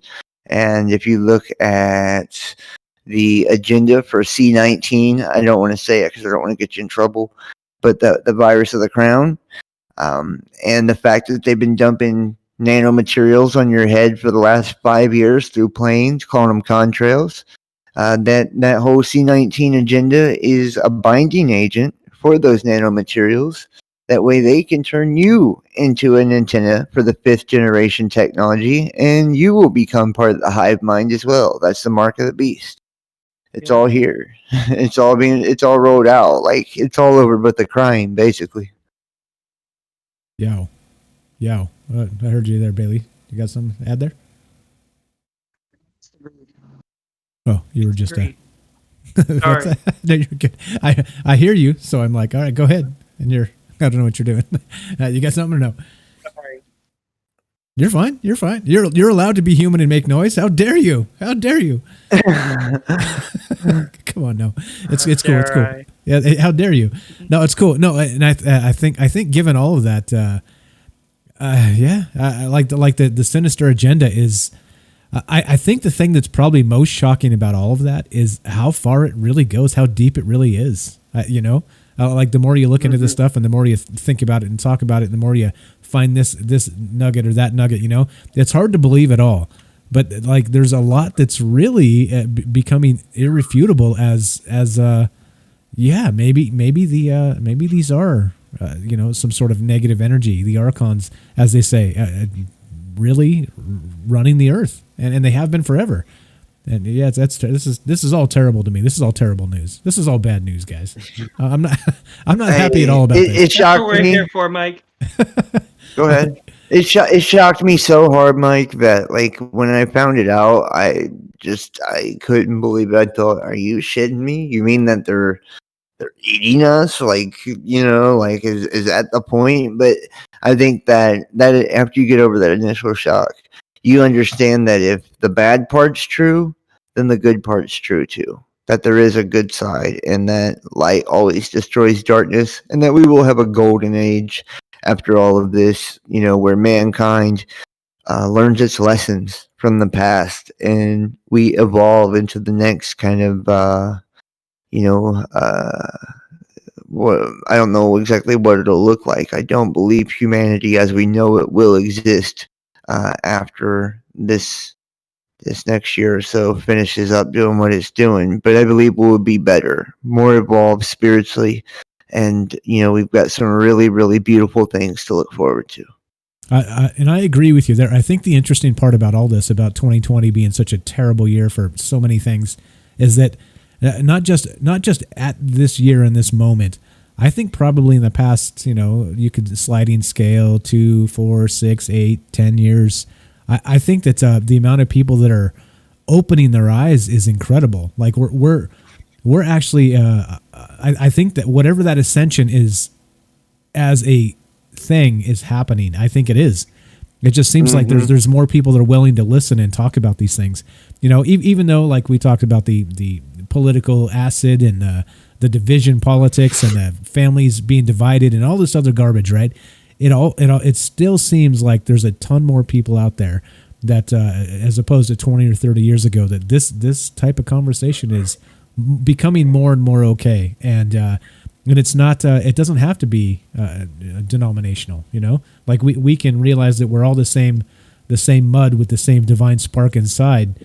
And we're able to share that, and be able to realize we're on the same journey together. Yeah, there's a lot there. Like it does. When you think about it really deeply, it should rattle you, I think. But I think there's good news. I think you're right. I think there is good news coming. Well, we got to be rattled, Mike. That's what makes us come out of the slumber. See, I think people forget that when the serpent put Adam asleep, he never woke him back up. Right? He never woke him back up. He just left him in that deep sleep. And this is us right now, humanity, snapping out of that deep sleep. We're all kind of, and we help each other do that. There's nothing wrong with being rattled a bit. You need to. That's what it'll get your attention. But once you've got your attention, you have to understand that having a spirit of fear in any way, shape, or form will only be detrimental to you. And we fear what we do not understand. So if it snaps you awake, then it's time to start seeking. If you seek with your whole heart, I promise you will find, because God wrote the truth on your heart. And I think it doesn't matter how you get there, as long as you get there. And more I'm seeing that people are seeing, like, and understanding the fact that we are one family. We are just the human family. Color, race, religion, all of these things, sexuality, sexual orientation, sex, none of those matter. It's all about just embracing one another. And those differences that we do have, it just shows that we were each handcrafted individually by the Creator. So instead of focusing on the differences that make us special and unique, we should come together over the things that we do share. And I think that we do all share a common goal to be more, to be better, and to embrace love and take our species to where it's supposed to be.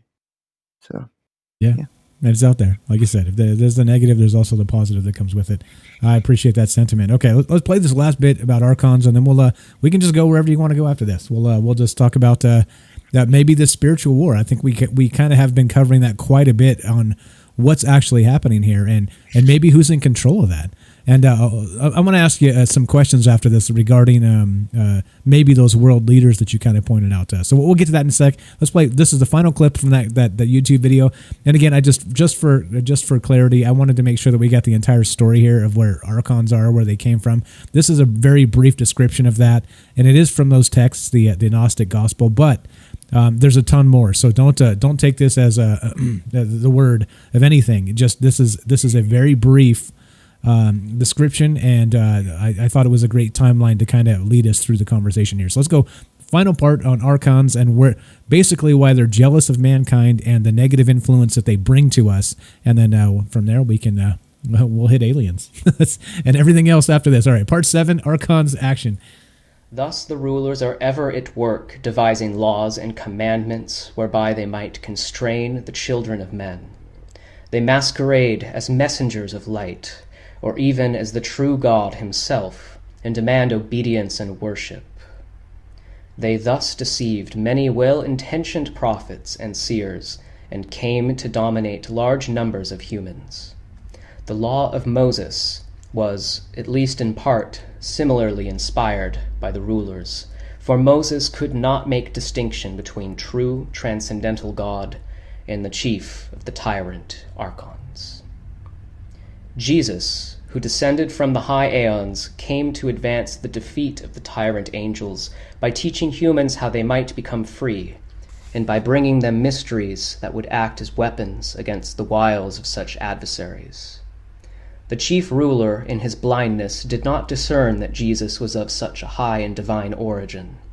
He assumed him to be merely a troublesome human who could be murdered.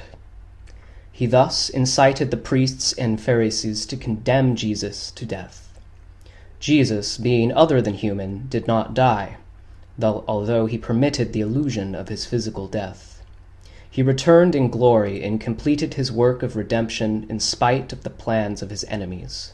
The assault on his person had brought such consequences upon his persecutors, however, that soon the temple at Jerusalem was destroyed, and the circumstances changed in such a way that many could renounce the old law that was influenced by the rulers.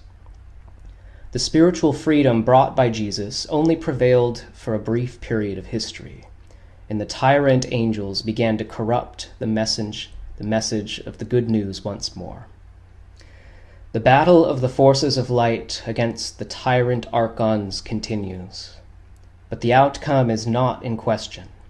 The forces of redemption are destined to prevail, bringing gnosis and liberation to the sparks of light hidden in humanity. Defeat will come to the blind and foolish tyrant angels who have for so long ruled in their kingdom where, like usurpers, they establish their illegitimate dominion.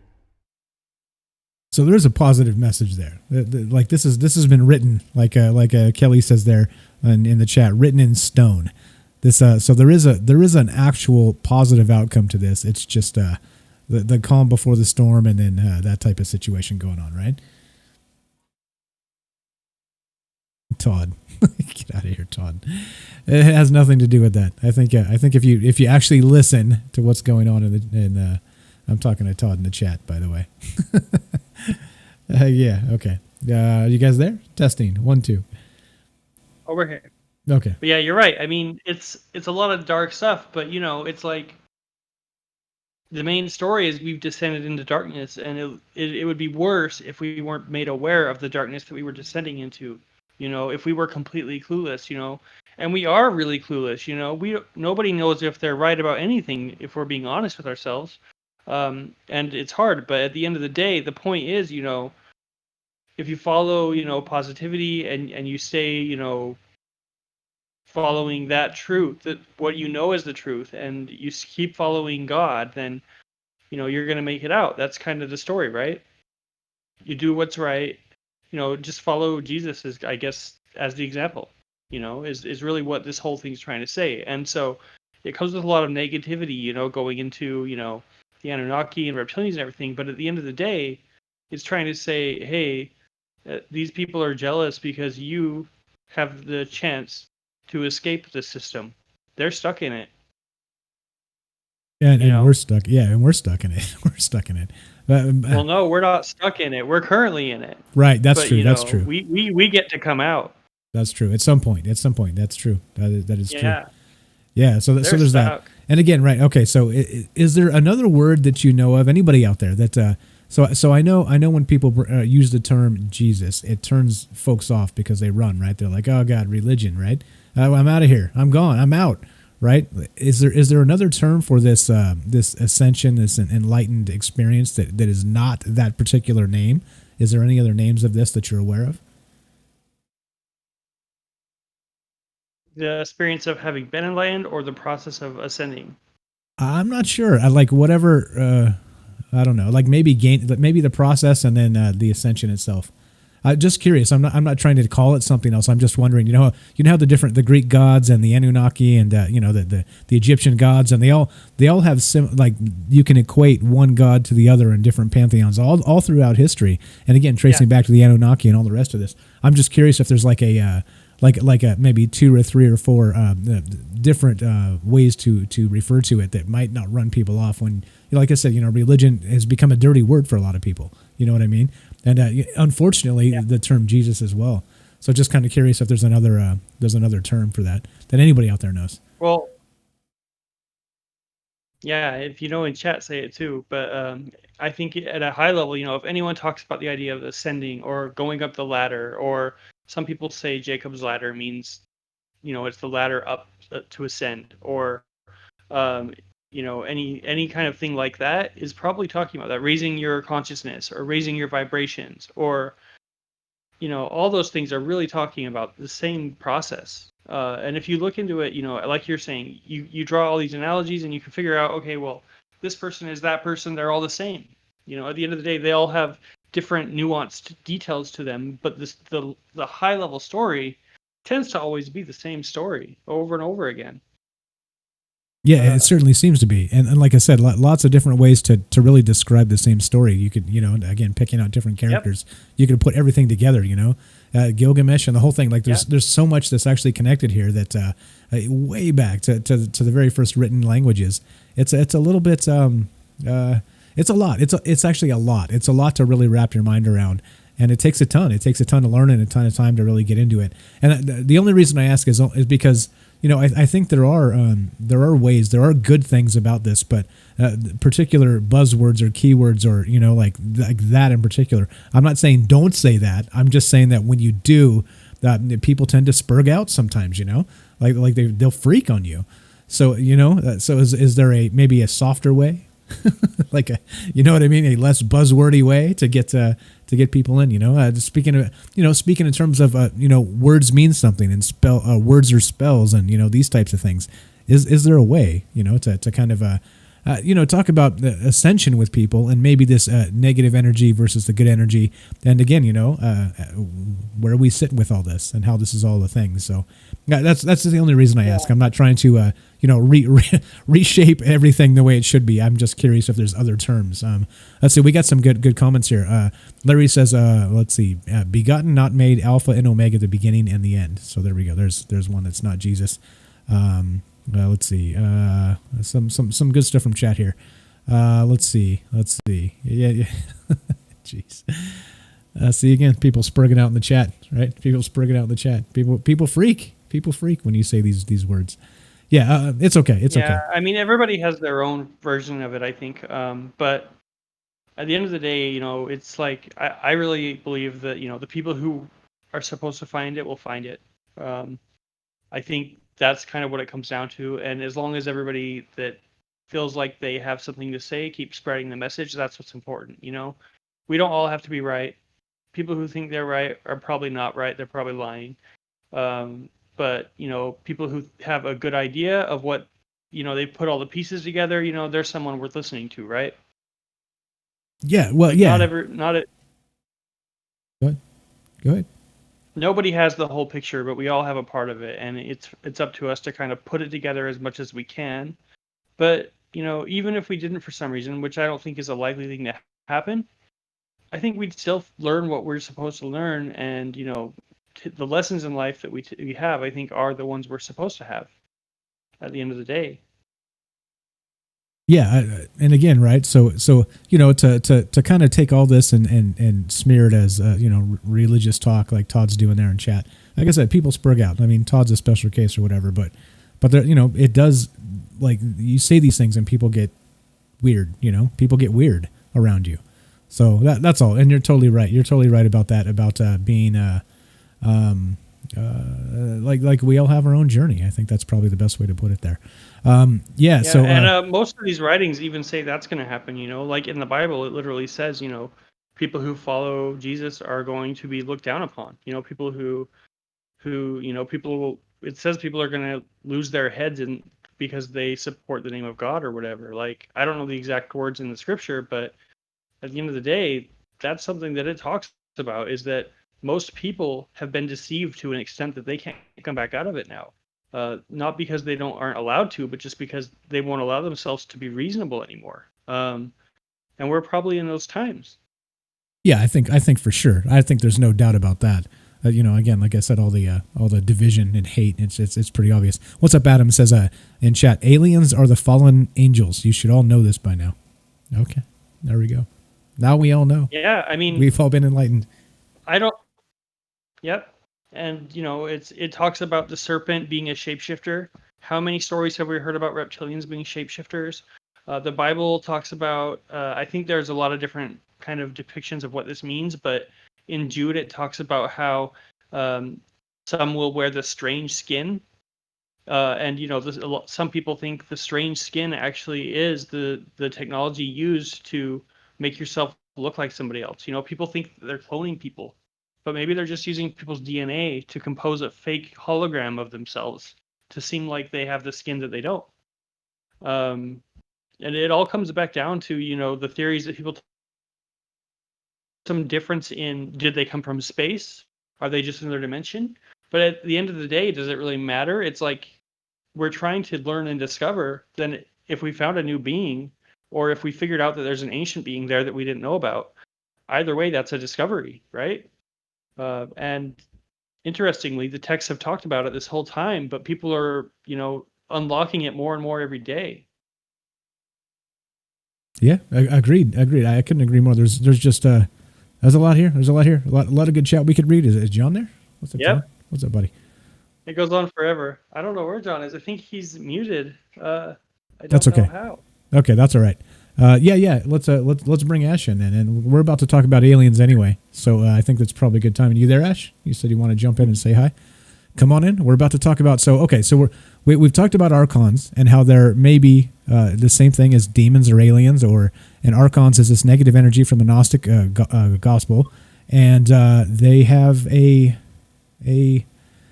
certain interest in people because they cannot have our consciousness. And again, like I said, this goes back to that the belief in aliens where you have the Greys that maybe don't have their own consciousness, and the reason why they're interested in us is because of that. Matter of fact, I've got some interesting information here that Tom DeLonge says a lot of that.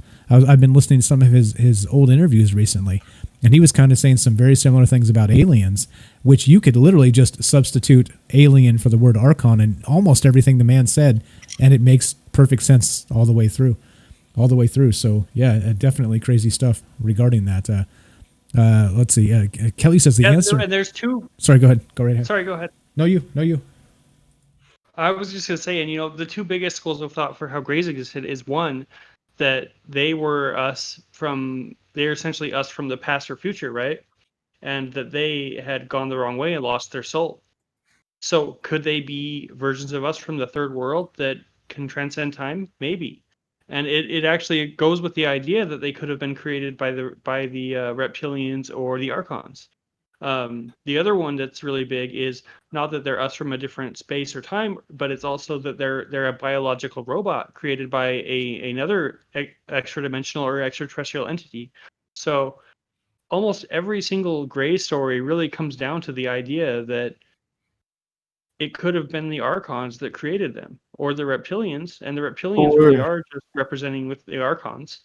Or I've heard many times that they are projections of ourselves, like spiritual projections, that we've basically, if we were all pieces of God, right, that we have created ourselves, the angels, the fallen, and it's all really projections of that ultimate source, projections of ourselves to stimulate growth through stress or conscious elevation through stress, as if you put a seed in the dirt, right? You cover it in dirt and it's in darkness and it has to fight and struggle its way to the light.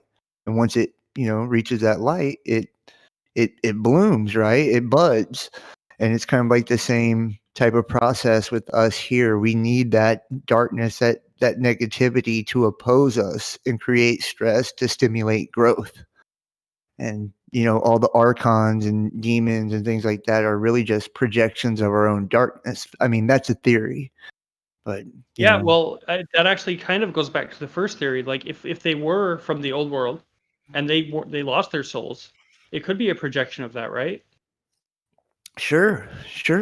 Yeah, it could be. And I think it's just, and here's the thing, like whenever we look at these type of things, you can look at it in many perspectives. You can look at it as the biblical perspective of we are separate beings. There is the omnipresent God, the angels, and the ones that rebelled, and then there's us. Or you can look at it as conscious creation is one unifying source, and we manifest expressions of all types. It's just an ocean of consciousness, and each entity or creation is an individual ripple in that ocean. And it's God basically creating every possible persona, every possible entity, every possible scenario, and bringing it back to itself as a way to, I don't know, I guess learn, grow. Who knows? Maybe each experience becomes a God of its own creation. And this is God's way of doing that, is by letting you experience every possible scenario, then you become God of a new creation. I don't know. I just think it's really interesting concepts when we really look at consciousness, spirit, and the ether and how it all works. I mean, some people believe that consciousness is the fall, that when you're in perfectness of God, there is no consciousness. It's just nothing. Have you ever heard the Alan Watts speech where he says she's black? He's speaking about God, and they say, "What's God like?" He says, "She's black," right? Because it's the inverse of what we would perceive. We perceive God as a father, patriarchal figure in a positive aspect, and light. Well, that would be kind of our perspective, but in truth, he's saying that God would be nothingness. It would be darkness. It would be negativity. It'd be before all things. So that's why he said she's black. We don't embrace the fact that there's two sides, positive and negative, light and darkness, male and female, and it shows up in everything that we know and understand. Yep. Wow. Sorry. No, you're good. You're good. Like again, I not having a huge breadth of knowledge on this stuff, meaning just the Gnostic Gospels and the rest of this. To me, it's a lot to think about, right? It is a mouthful. It's a mindful, and so you end up trying to put the dots together on the fly here. It's not so easy. Yeah, like I said, everybody's a critic. Everybody out there in the chat, everybody is slinging the hate. You guys in your hating division, you're bullshit in the chat. I see you out there. I'm calling you out. Yeah, it's not easy. It's not easy, right? Like, thinking on the fly all the time when you're kind of out of your depth here. So that's okay. I'm not scared. I'm not worried. I am undeterred. We move on. I've got this article here. I want to ask you guys about this. It's from newsintact.com. It's alien news, matter of fact. And it says a race of aliens called Archons ruled the earth, revealed in new discovered ancient texts. Let's get to aliens now. Let me ask you regarding that. Do you think Archons are actually able to take the form of people and walk the earth? And that's maybe what some of the madness is going on now? Or is there some sort of energy vampire connection like Bailey had mentioned? Is there something there where it's not a direct manifestation of an Archon to a person, to a physical person, but instead the influence is so strong that they may as well be humans? What do you think? A little of both. Go ahead, John. Sorry. No, you go ahead. Go ahead. I'm fixing my screen. You go ahead first. Okay, yeah. I was just saying, I think it's a little bit of both. I think initially, I think the only way that they could work is through energy. You know, I think they're probably masters of frequency and energy. You know, just masters of knowing things about energy. And I think that's how they actually first probably communicated with us and tried to bring us down to trick us to be in this system, right? But over time, I think that you know, we the sons of God mixed with the Elohim or whatever, right? And at some point, you know, I think that created a race of like reptilian-like beings, and that comes into the idea that reptilians are able to hold souls, but the Archons aren't. If you've heard that before, they aren't actually to have like real souls, but they can have like mock souls or whatever. But I think the real thing to get down to there is that I think they've at this point found a way to not be able to be bodies that hold souls, but to be able to have the technology to trick us into us not knowing the difference, if that makes sense. Like if they are such masters of frequency that they can make they have a technology that could make them seem like a physical being standing on this earth because they created this earth, right? Through us and through tricking us, then at the end of the day, I think it means that they probably have the technology as well to, you know, shapeshift like it's talking about, but be here in bodies. I think probably Archons are starting to exist inside of bodies through genetic manipulation over time. So it's possible. Okay, so what was the question again, Mike? What was the question again? So just are Archons able to, as far as you understand it, become people? Like let's say the leaders of the world are just a bunch of like salacious assholes, and that's what they do, right? They're just bringing the world down and making things awful and literally not doing anything right. Okay, so now clearly they're under the influence of stupidity for one, that's for sure, right? Greed and lust and all the other things that they're influenced by.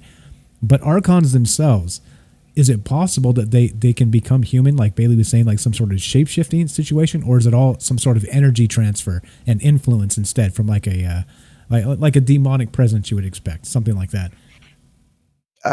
My opinion is this, that the human body, right? Because we, you know, and this is, once again, I take it back to biblical, but there's other things that support it as well. That our reality is electromagnetic and plasmatic. 99% of our universe is plasma, 1% us. Scientists have found holographic tension points within reality. So when you think of like a holographic universe, you would think of a magnetic hologram. So this scientifically kind of jives with what the Bible says, that we were created in the image of the Elohim. The image meaning a phantom, a projection, an illusion, a vain show, or a show of vanity, and an idol. Right? So that means we're not real, we're an illusion, we're projected. Right? So if we're projected, our DNA would be our genetic code, our molecular program for this simulation, which allows our individual spiritual frequency to connect to our body, our vehicle, and not allow it to connect to anyone else. So think about that. If we are Adam, or we are angels, or whatever we are allowed to take human form, then it only makes sense that, say, another entity, as in like a fallen angel or a seraphim, something different than Adam, would also be able to tune a body into the right frequency to match their spiritual essence and walk amongst us and look just like us. Okay, so it is possible. So you think there is some sort of absolutely possible. Yeah, and look, this is why I believe the elites. Okay, when you look into the Bible, it talks about the Nephilim, Raphaim, Gibborim, or the heroes of old, heroes of renown. They're speaking of a particular bloodline, which is the Nephilim, which means the fallen. They weren't all giants. So when you look into the royalties, the monarchs, and the priesthoods of all of our times, what they are and why they have that ruling right is because they have that seraphic blood. That's why they mate amongst each other, and that's why they do their blood rituals. That's why they have their hedonistic practices, because they in fact are Nephilim. They're not human. That's why they have no empathy. Okay, that makes sense. So is there a lot, do you think, or is it not? It's No, maybe there's not more a lot. rare, more rare here on Earth, but there is some sort of connection there where these people, let's say, let's just pick a random leader from wherever. I'm not going to say a name because I'll piss somebody off. But just pick a random. Rothschilds. Just say Rothschilds. There you go. The name means red shield, which is representation of Saturn. All their sun cult stuff is not talking about Sol Invictus. It's talking about the Saturn sun, or Kronos, which is Father Time, or the architect of this construct, which is Satan, the god of this world.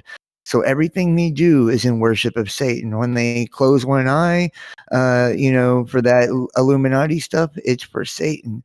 When they hold up the little OK sign with their hands, that 666 is for Satan. The hexagon, the Star of David, is actually the Star of Moloch, which is a Canaanite practice where they sacrifice children to an owl. X's, anything. It's the cross. Everything is cube worship. You see Judaic worship, they wear a cube on their head. The Kubala, right? Cube, six-sided, Satan, the black cube. Muslims, they go in circles around a black cube. That's the rings of Saturn, the black cube. Satan. Christianity, the whole thing, the cross is an unfolded cube. They wear a ring over the top of an angel's head like a halo. That's a ring of Saturn. You wear a ring on your finger when you get married, ring of Saturn. It's all a death cult, the Saturn death cult. They're all worshiping Satan, and they're getting you to do it too. And whenever you go in front of a judge and you swear in and you give away your rights, you're giving him, in place of God, sovereign rulership over you, the state. Right, over you. The United States was turned into a corporation whenever the District of Columbia was created. The DC flag has 3 pillars. Those are the 3 pillars of Babylon: the Vatican, Babylon, London, the economic center, and the war power, which is the United States. The president of the United States is the CEO of this corporation. They went from United States of America to all caps, the United States of America. And this was done by the Rothschilds when they compromised the royal crown. UK then spread into the Germanic Empire. They conquered all the czars through the Bolshevik Revolution. This was all the fallen angels, the Nephilim bloodline, going and conquering each and every bit of humanity, and then taking through media, all of it. They have the whole world under their palm now, and this is the capstone, is the Mashiach, the Antichrist, and they believe that they have to bring about all of the prophecies, the war and all of that. That's why Trump withdrew from every nuclear treaty. That's why Trump withdrew from Syria to allow Turkey in to create the Gog-Magog alliance.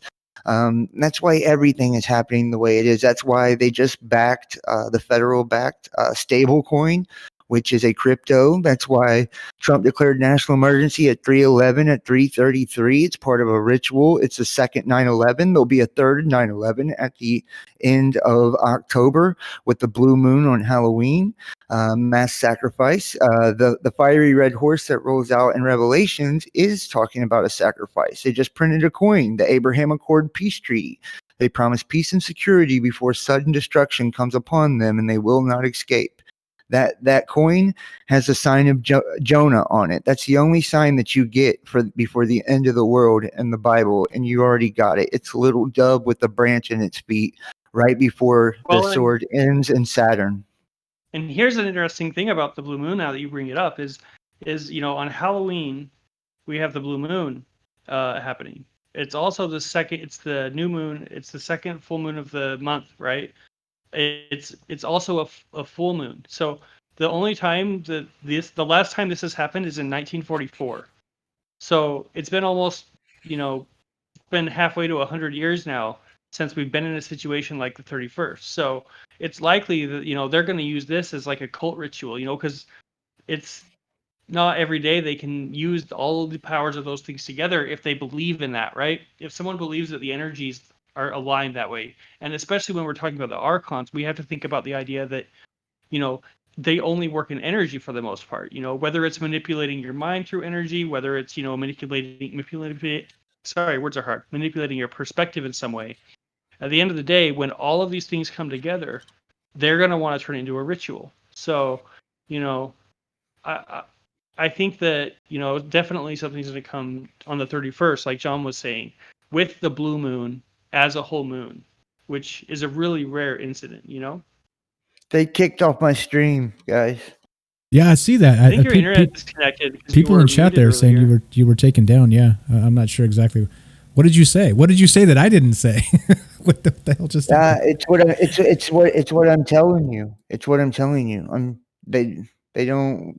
Your audience has never heard anything like what I'm saying, and I'm just being for real with you. Like, well, I don't know. We say some pretty crazy shit. That's for sure. Yeah, but you don't say nothing like this. Like, you're not telling people like what they're about to do to everyone and stuff. And that's what I mean. They don't want people to hear that. That's why they just knocked me off the air. They do it a lot. And, you know, I'm not a prophet. I'm not a seer. I'm nobody special. I'm just a regular dude. But the truth is, like, what I'm saying is true. And that's why. So. Yeah, I understand. I get it. We get our technical issues as well. It's weird, right? Because we're all running YouTube and everything. We're all running the same shit. That's the weird part. And then like everything you say is also on this stream. So yeah. Who knows what's actually going on here? Okay, so regarding all this now back to let's bring it all back around then to the aliens then. So with the Anunnaki story. And we're talking about Archons and basically how all this, again, goes back through the Bible and the Sumerian texts and everything. Like literally back to the beginning of the written language. The written earth language is basically, we're talking about the Anunnaki. So regarding all of that and Archons and, you know, the Gnostic Gospels and the rest of this, what do you guys think about aliens then? So is there a different faction of flesh and blood aliens? Like are reptilians a real thing, or is there some sort of like continual spiritual connection that this is all one big thing? This is all just one big whatever it is, right? I know in the beginning, John, you said that like a lot of the lights in the sky we see are that there's something, right? They're going to be military. They'll have explanations for the most part, and I agree with you that there's a lot of actual things you can kind of quantify as this or that or the other thing, right? Or you know, a military thing that we would never know about, and so we say UFO, right? But clearly, probably not aliens in most of those cases. But what about flesh and blood aliens? What about this world from the rest of the universe? And are they encroaching on us, or is it different? Is it related? I have no idea. Yeah, they're and I'm gonna watch what I say. I don't want to get you in trouble, man. But basically, the aliens are real in the sense of anything that you would classify as an alien is not human, right? It's not you. They are interdimensional entities, and the demons and stuff that you see on Earth were actually the children of the Watchers that mated with man. They were cursed to walk the Earth, while the fallen were thrown into the pit. Which that's what CERN and all the rituals and things like that are about, is to bring them out of the pit. They've been feeding off of your darkness this whole time to feed the locust in the bottomless pit, and that's will come out when all the cataclysms happen. They'll come flying out of the bottomless pit. And they have scorpion tails, and they will sting people. And if you're an evil person, you might just turn into one too, because a nation means a flight of locusts. See, we don't understand, but human is not real. It's just a projection. You're either one of them or you're an angel. That's what it boils down to. There's no such thing as a human. It's an illusion. And that was the trick. That was the fall. And so what we would call aliens would be fallen angels. And of course, they're going to play out some type of invasion They have the technology and things like that, and people probably even disappear. But there's no such thing as outer space. It's the waters of the firmament, and there's not a bunch of galaxies and planets and things like that. It's those stars are the heavenly host. Those are angels. You're made of light on the inside, and you were spoken into existence through the vibration of sound. That's why the Word was with God. You're part of the Word. Jesus is the Word. So, it's people don't understand, but it's really so simple that it's all about light and sound, positive and negative. It's magnetism and electricity. That's why God is called electric, right? So, everything that you've been told they're all distractions to make you think you're some cosmic accident spinning on a little ball and you're insignificant and nothing matters about you. But the truth is, everything is actually orbiting around us. We're the center of creation. We always were. And the war in heaven is over us. We're the prize. Okay, I got you. I think there are physical aliens, though, but I think the psyop, if you will, is that the aliens aren't from here.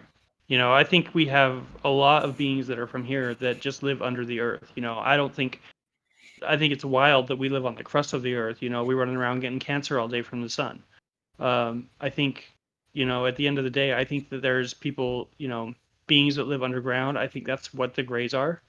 And I think there's other beings that live in other dimensions. I think that's a mixture of what the reptilians are. I think some of them probably live underground too. But at the same time, we talk about the locust coming out from the pit. That's a story that comes out of the Bible. So people saying that's too far out there, he's just saying what the Bible says right there. And it's not just the Bible, a bunch of Gnosis talks about it, everything. And if you think it's too far out there, again, think about the fact that how many times have we talked about mantis beings? Insects that are bigger than us may exist below ground too. At the end of the day, I think most creatures probably, as they evolve, start moving away from the crust, because at the end of the day, you also don't, there's a lot more dangers out here than there are down there. Yeah, and I mean, given the cycles of the sun, the bottomless pit is, yeah. I mean, the sun, cataclysms. You've got asteroids hitting the planet. If you evolve way past where we're at now, you would be like, why the heck are we still out here on the crust of this thing? And I think that's happened. We talk about tall whites. We talk about all these different aliens that exist. But at the end of the day, I think the psyop is that they're out there in space and that they came here through space. They may have came here through an extra dimensional system, and they may be able to get to places that are, foreign to us because we haven't seen them. But it's likely that it's just as likely they could be under the ocean. They could be underground. We don't know what's down there. And I think we've been lied to a lot about what's there. Yeah, and again, that so back to flesh and blood aliens. That means Mars, right? Like that's of course the highly speculative thing is that if aliens are on Mars, like flesh and blood, then they're underground. Like you can put a telescope up there. Like, you don't even have to have that much money anymore to really see Mars. That's right. That's what they're going to tie up you with. Is they're going to say they're on Mars. They're already preparing that. They're showing images from plates from NASA right now of beings on Mars right now. Yep. And they're saying that they're going to come from there. And when they pull water on Mars. Yeah, when they pull the invasion thing, they're going to have come from Mars. And the reason being is because in witchcraft and the occult, Mars is at opposition with us, and it just squared Pluto, which is a perfect time for war and a ritual. Yep, and then you have the October 31st moon situation, Yeah. the killing moon. But then at the same time, you have the fact that, the CIA just released that weird document talking about how there were people hiding in a pyramid on Mars that they reached out through astral projection or something. I don't know if you saw that, but there's so many clues that just popped up in the last 3 to 6 months about them trying to admit aliens exist and them trying to say they're from Mars. You have Trump getting asked all the time by Trump fans, what about the Roswell aliens you brought up? That's not an accident. He didn't bring that up just so people wouldn't talk about it, right? Mm-hmm. It's Project Bluebeam. Yeah. Yeah. That's again, right. For however this leads, right. This COVID thing to whatever it ends up becoming, that like that. That's been a lot of the speculative Project Bluebeam is the fake alien invasion, right? That they're able to swoop in and take whatever they want, freedom-wise, away from whoever they want. And who's going to argue? Like, literally, if you believe it's happening, right? If, like, the masses believe it's happening, that the War of the Worlds is upon us, the government does what it wants. Yeah. Crazy stuff here. Kelly says it's the Igigi from Mars. Reading a little bit of the chat. Gigi, I think, is what you were calling them. The Anunnaki, right? They created the worker race. Yeah. Mm-hmm. Yeah. The Gigi. Yeah. Yeah, and that could be the Greys. That is the Greys. If you look at how they're described, the Ajiji would most definitely be the Greys. And they were a slave race, and they rebelled against the Anunnaki. They were supposedly like sent to watch. So that's, that would mean in that scenario that there is no good guys, that the gods were bad because they were the Anunnaki. Enki would be the false light, Lucifer. Enlil would be Satan, and then the Ajiji would be the watchers that, came down here. So, I mean, there's no good guy in that scenario. I think the most important thing for everybody to do, and I don't mean to be like, I'm not religious at all, but is remember that no matter what you see, no matter what happens, and I know they cut me off because I was telling you about what's about to happen, that no matter who they present you with, it's not Jesus. And, understand that God, it wins in the end. And this is a great deception for a reason, and it'll deceive many, So Yeah. You just have to be strong through what's about to happen, because it's about to happen very soon. It feels like it, though. Okay, so let me ask you this then. So it does feel like something's about to happen, right? But I think the way the media and the way the energy and the way, social media and everything, the way everything seems to be, like you feel this pressure, like this building pressure, like something is about to happen. Okay, like you feel it, but I don't buy it that it's about to happen. So okay, so speaking in terms of eschatology, right? And the end of the world, and whatever you want to call it, the rapture or whatever this happens to be, like if you turn off all your screens and never look back, right, and you spend time with the trees and the grass and with people that love you, you know what I'm saying? Does it feel like something terrible is going to happen then? You know what I'm saying? Like I'm stuck in this weird juxtaposition of the two points where I think that the psyop is they want us to believe some shit's about to go down, some really big shit's about to go down, so that when it does happen, when they make it happen, we're not surprised. But I really don't think there's anything like imminent. I don't think World War III is on the horizon. I don't think the rapture is around the corner. I don't think any of this is happening. I think that they want us in this let's say you would call it like a system of unease, something like that, right? I think that's how they want us. But I think whatever is coming is manufactured. I just don't think there's something to this that will make it, whatever this culmination of negativity. I don't feel it. You know what I mean? I think that we are what we perceive, and the brainwash, everything around us is kind of turning us into this, I don't know, this scared of what comes next, and I'm not so sure we should be scared of that. I like that view because I would agree with you in the aspect of, I do believe that, the prophecies and things like that, the scriptures, they were to make us manifest these type of things. This is how it works. This is why they show you everything before it happens, to make you manifest it and bring about their rituals and their prophecies. You're right. But here's the problem. These things have already manifested. And yes, we should be focusing on positivity. We shouldn't be helping assist it, along any further, because that's exactly what they want. But also we need to recognize that, that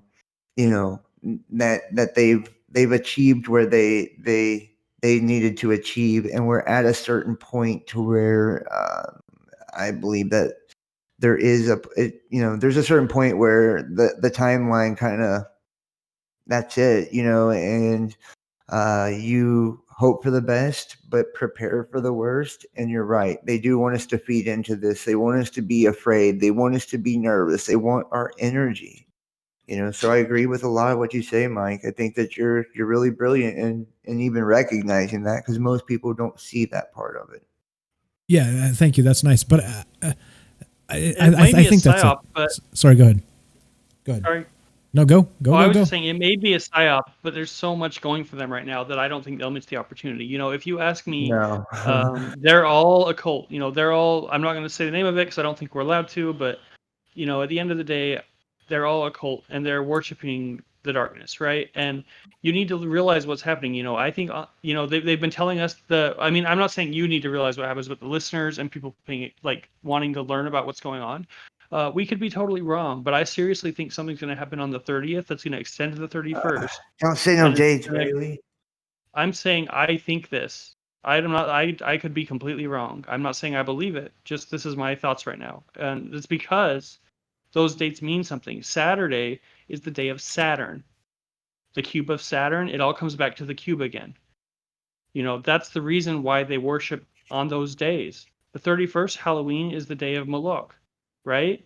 And on that day, it's going to be the first new moon, blue moon, and full moon since 1944. And they're going to want to leverage that energy. And, I don't know how they're going to do it. Maybe the EMP power outage thing, who knows? But whatever it is, it's something that they're going to try to make use of. It's the same reason why the election is always on the first Tuesday of November. Tuesday is the day of Mars.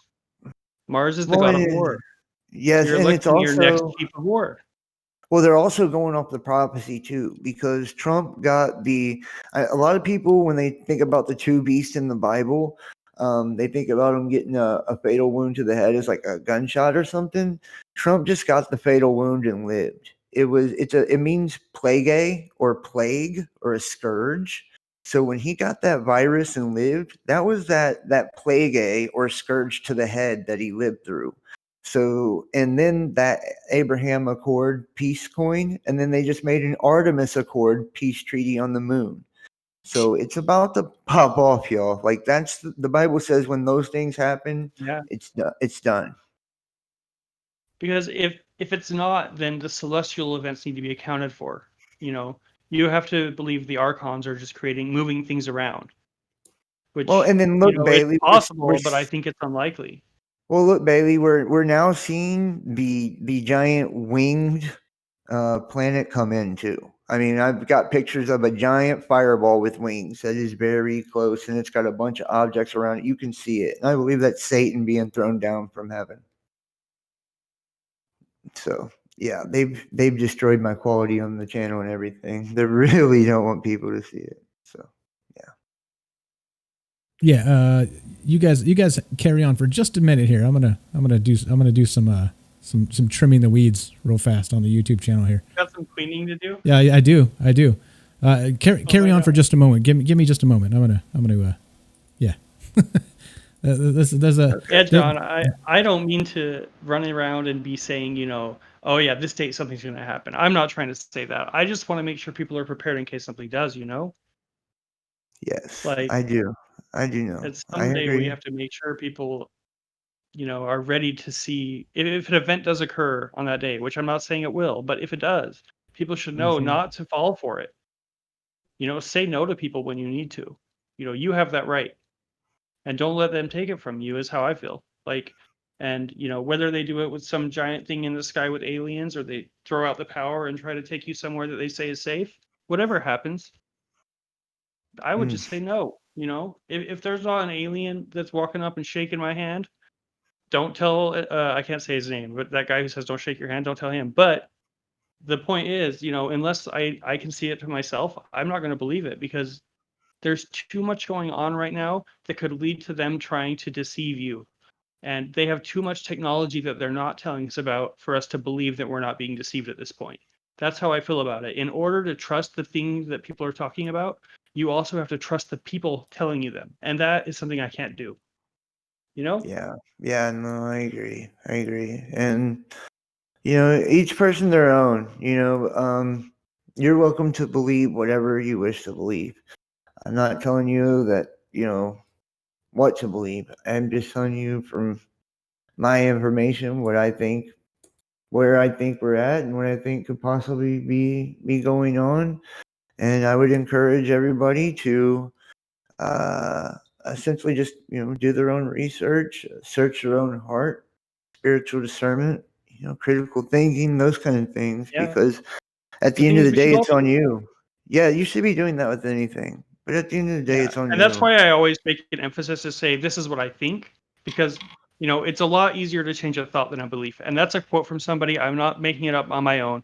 I don't remember who the quote was. Otherwise, I would say maybe someone else does. Let me know who it is. But it's a lot easier to change your thoughts than your beliefs. So when I say I think something, I'm telling you what my thoughts are. I'm not telling you that I'm a strong believer that it's going to happen, And I think a lot of people don't make the difference there. And I think it's important that people think more and only believe things that they know to be true, right? Absolutely, Bailey. Yeah, that's right. And I think that it is important to state, like, hey, this is my opinion. This is what I think, as opposed to this is fact. And I'm really careful about trying to scare people about cataclysms and things like that. But I do know my biblical prophecy very well. And I'm just telling you, as far as my perspective, which is, I'm not the end all be all. I'm not God. I'm no authority of any way, shape, or form.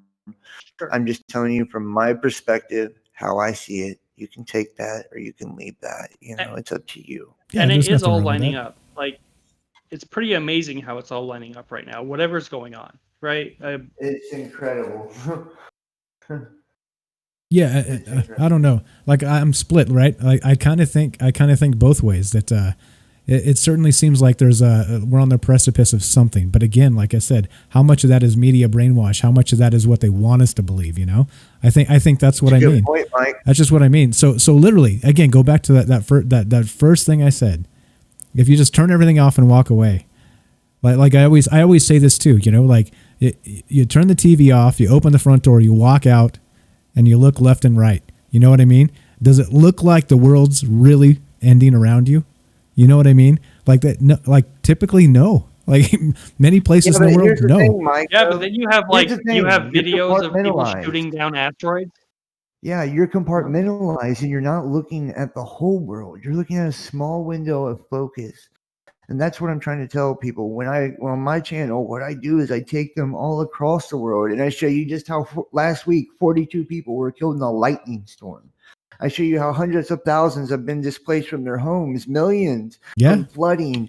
Every volcano on Earth right now is erupting right now. All of the fault lines are exploding right now with over 2,000 degrees Kelvin. That goes New Madrid, San Andreas, Cascadia. That goes all the way across the world because we're about to magnetically reverse. And this is facts. We have the highest methane levels in the history of levels. Highest carbon, highest sulfur. There's a hole in the ozone layer over the Arctic no one's ever seen. The Arctic's on fire. It's over 100 degrees. We've lost half of our magnetic field strength. We have 2 north poles, 2 south poles. There's a bulge in the tropical zone. The equator is widening. And this is just the beginning. The oceans are getting warmer. The lakes are getting warmer. Everything that you thought was impossible, like UVC, is not supposed to be on the ground. It's on the ground. Radiation levels are the highest they've ever been. This is the truth. This is absolute truth. Fire, and that's why you're the power company, and now it's moved to Oregon. Yes, and this is what I'm trying to tell people. These cyclones, hurricanes, all of this, these are all your evidence. These Laharas, these wildfires, these floods, these are all your evidence. Nobody pays attention to the fact that the sun is having coronal mass ejections like it's going out of business during a minimum, right? It's not supposed to be doing shit but sleeping, yet it's exploding all over the damn place. Nobody's showing you how on the coronagraphs, Venus got struck by a Zeus bolt of lightning from a planet. See, these are the things you're not being told, but it's true. It's true. And it's happening. And if people would open their fucking eyes and look around the world at instead of what's right in front of their face, it would be so easy to see. But we only care about our own existence and what affects us. We don't care. As long as it ain't in our doorstep, we could care less. And that's the truth of the matter. famine is going to come because crops are being destroyed everywhere. There were millions and millions and millions of locusts in Africa this last summer. And that's not even the beginning of it. India, the flooding, the fires, all of it.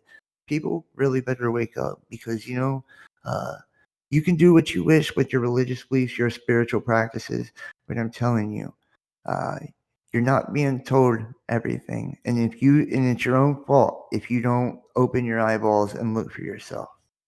That's all I got to say about that. I couldn't agree more. There is a shit ton of stuff happening, and it's all, of course, like it's not all positive. There's a shit ton of negative stuff going down, and all the stuff you just named there.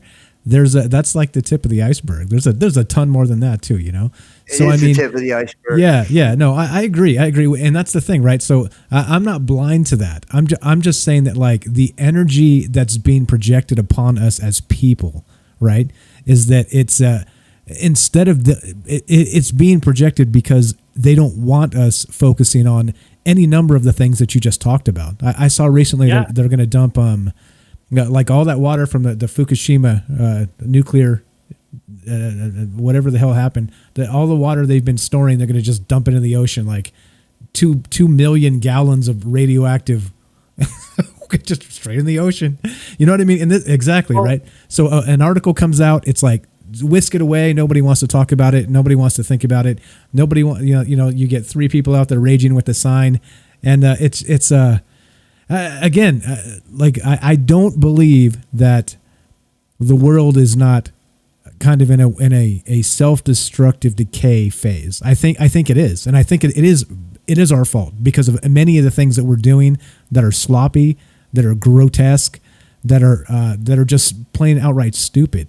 But my point is that, like we were talking about consciousness and ascension, and I think that the difference is that instead of us being able to walk out and smell clean air around us and focus on the things you said, right, and the things that I've said that I've been saying for years now, like there's a ton of shit, like not just that, like digitally, you were speaking about the internet and like the DNA being manipulated and nanoparticles and like there's an unbelievable ton of shit. That's why they kicked me off, man. Don't talk. I wouldn't talk about that. That's why they kicked is that the me one? off. Okay. Go ahead. So Go I ahead, would Bailey. say also. Go ahead, Bailey. I would also say though that, like, to your point, Mike, is like, yeah, all these things are going on, but we do have to see the bright side of it, and we do have to keep raising our vibrations, because right now the other thing that's going on is a lot of these things are planned, and it's a ritual. And we don't want to become part of the ritual by succumbing to fear, because, that's the whole point of this episode. To go back to the Archons, they feed on your fear. And this year, how much fear have they created so that they can release it with the energy of this new moon? Nice, Bailey. Right? That's what they're doing. Yeah, Nice. cyclical. Because Sherry in chat here says it's a cycle. Nothing is our fault. So there you go.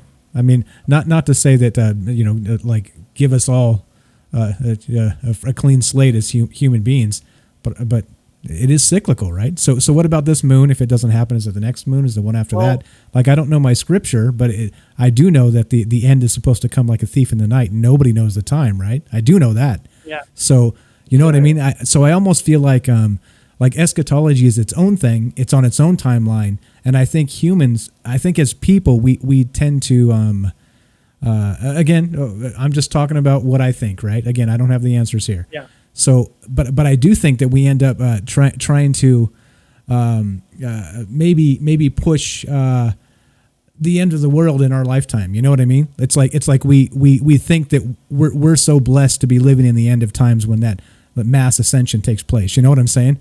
So, well, if you follow sorry, go ahead.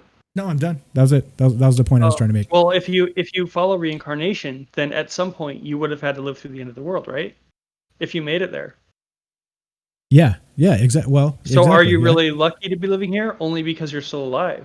But if this is the end of the world, and everybody follows the idea that you have to be lucky to have survived to the end of the world, you have to also disagree with the belief of reincarnation, which even phrases verses from the Bible have been removed because they talk about reincarnation. Reincarnation is something that most texts talk about, or at least allude to. And the other side of it is, when people say nothing's your fault, I think that's unfair because at the end of the day, you have to take fault for the things you've done and look at how you can do better. That's what I believe. At the end of the day, especially if this Archon stuff is true, it's not just your fault what you did, physically in this reality, but it's your fault how your energy affected it, right? Because you're the ones letting the Archons through, to be fair, through the lack of knowledge that you have.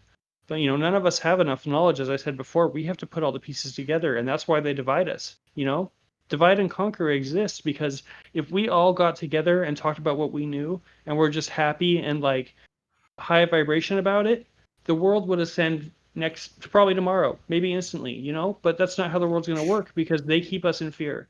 It's like that despair effect, the despair code.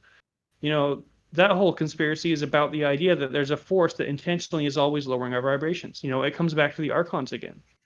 At the end of the day, we just have to sit back and realize, like Michael was saying, that we have to be in a high vibrational state. We have to be in a state of truth, which I think is even more powerful than love. Everybody says be in a state of love, but I think truth is the highest power there. The truth will set you free. Yeah, we have to be in a state of truth, but at the same time, we also have to know what's coming. And although the Bible doesn't say, we will not know the time, that's true, right? It says that we will not know the time, but it does give us signs that we should be watching out for. So Yes. there is a way that we will know when it's coming, but we will not know when it's here, right?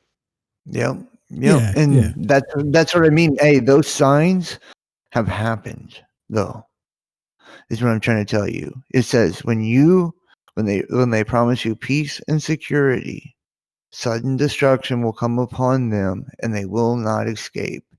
And then we will get. This says our adulterous age always looking for a sign. We'll get the sign of Jonah. It's that dove with the branch in its feet that is on the back of the Abraham Accord coin, which is the peace treaty. Right? They're both in the same damn thing. And it's also got the great sword that takes peace from the earth with Saturn at the end of it and the dove. So you've gotten your sign. Everybody just got their sign. Yeah, well, and not only that. So again, I'm going to just counter and just say this. I want everybody to be clear. We don't disagree here. This is not a debate. I'm just throwing out other food for thought. Okay, please don't think that, John. Yeah, sure. I don't. No. Okay. And I welcome opposition or opposing views. I don't mean opposition. Opposing views. Other schools of thought. I welcome that. Perfect. Again, like I wouldn't have had you guys on if I didn't think that was the case. I just want to make it clear for people out there that are like, yeah, you know what I mean? Like, come on, like we can be friends and mostly agree, right? I mean, that's what I've always said. That's what I'm always going to say. I just don't even. I think that the most staunch, like lefty righty whatever paradigm. I think those people have more in common than they're ever allowed to really believe. And it's the same thing here, So it's not that, there's folks in chat. I don't know if you read the chat as we go. I'm not reading your chat. I'm reading mine. And there's a lot of division. There's a lot of division. I know. Like, hey, I'm a polarizing dude. Well, I am, and I got strong opinions about things. But if anybody thinks I'm full of it or I'm lying, this is my challenge to you: go to my channel and prove me wrong. Yeah, but it's not even that. Like, it's not. It's I'm not just like saying, if it's not backed up by it, then prove me wrong, because I prove it through science. I prove it through text, theological scriptures, text, science, or observable evidence, and I do it not just on, a few things. I do it on everything. That's what I'm saying. If you don't believe what I'm saying to be true, go take a look for yourself, and you'll see exactly what I'm talking about. You don't have to agree with me. You don't have to adopt some religion.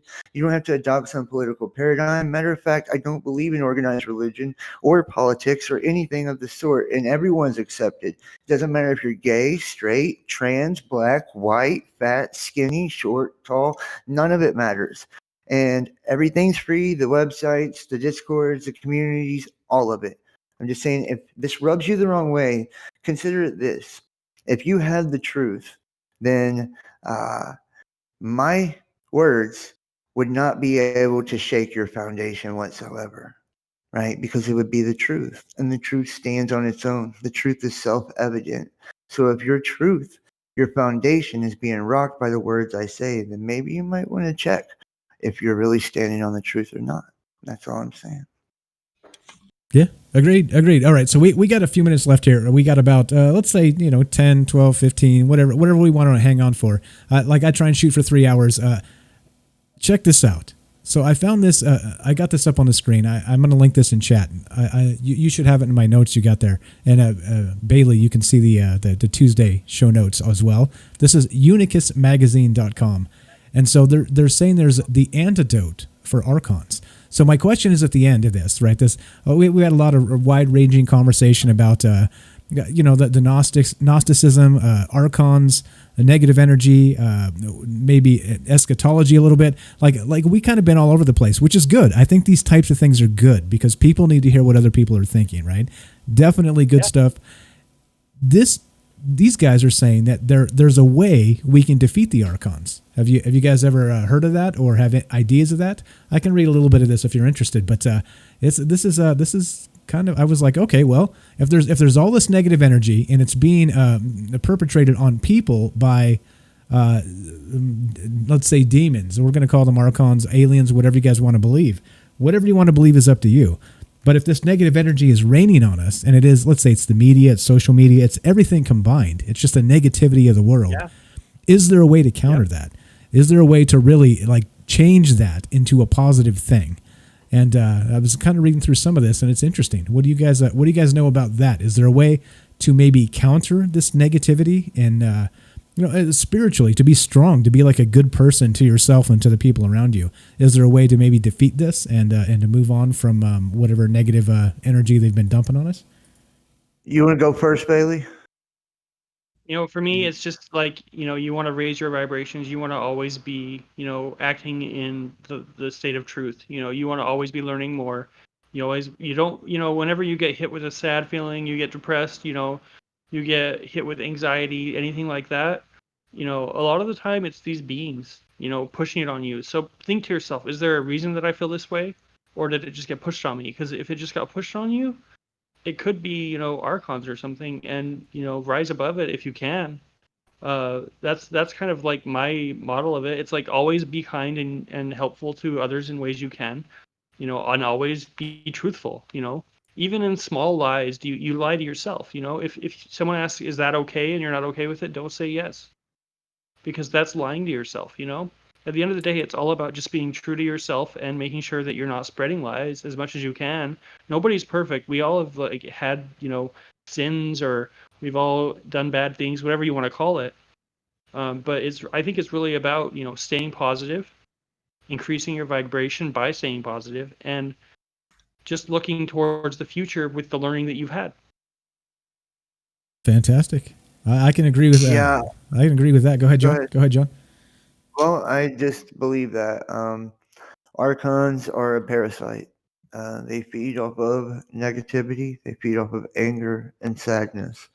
And my thought process is that the reason Christ told us that he gives us dominion over all things is because when we are in that state, we are out of their reach. When we are in an elevated state of consciousness, they can't affect us. That's why he said, turn the other cheek. When we engage them, every action there is a reaction, right? And we're only feeding into what they're trying to do.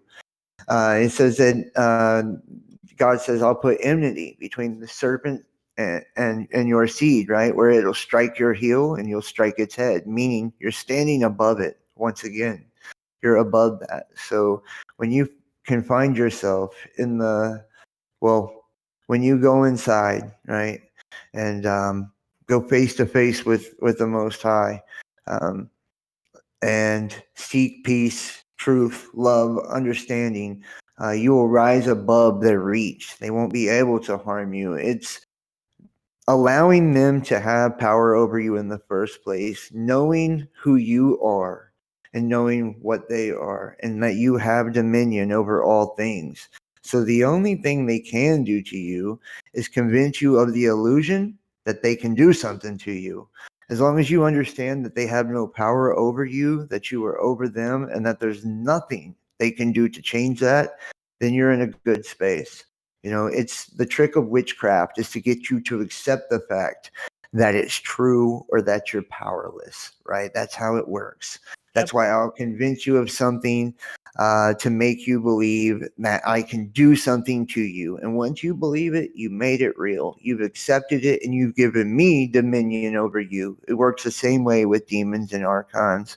So understand who you are, which is a son or daughter of the Most High, and nothing has dominion or power over you. It may spook you, whatever. You need to ignore it and understand that everything it says and does is a lie.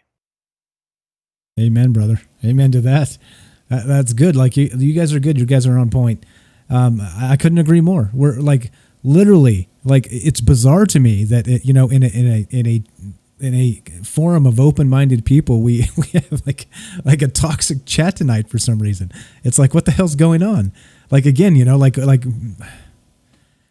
exasperating. There's just so many different ideas at once. Yeah, have a hard time with maybe that's it. It's like whatever it is, what do you call it when the brain can't handle two different ideas at once? There's a term for cognitive dissonance. That's the one. That's the one. Dissonance. Yeah. Like, and again, right? Like, do you listen to this because you want to hear right exactly what you already know and believe? Like, I don't think that's ever the case. I don't think literally anybody who's listened to me for nearly 3 years now. It's been a long ass time. Like you tune in because you're like, yeah. Everything Mike says is the word. No, you disagree with me half the time. But you're here because you're getting conversations that you don't get anywhere else. But what people don't understand is that, Mike, there are professionals that are involved in these kind of things, and when you have someone on that's saying something like this, they send in trolls to create the sense, and they'll say that's crazy, that's bullshit, blah blah blah, and it's to get a overall consensus that it's nonsense. And when you call something crazy, that automatically dismisses it. Nobody will even weigh it or analyze it or look at it. Now it's dismissed as nonsense and craziness, and they do that to your audience because they don't want them to go, look into what has been said tonight, and that's the truth. Yeah, there's definitely something going on. Again, there's I think we got Archons in the chat. There's no lie there.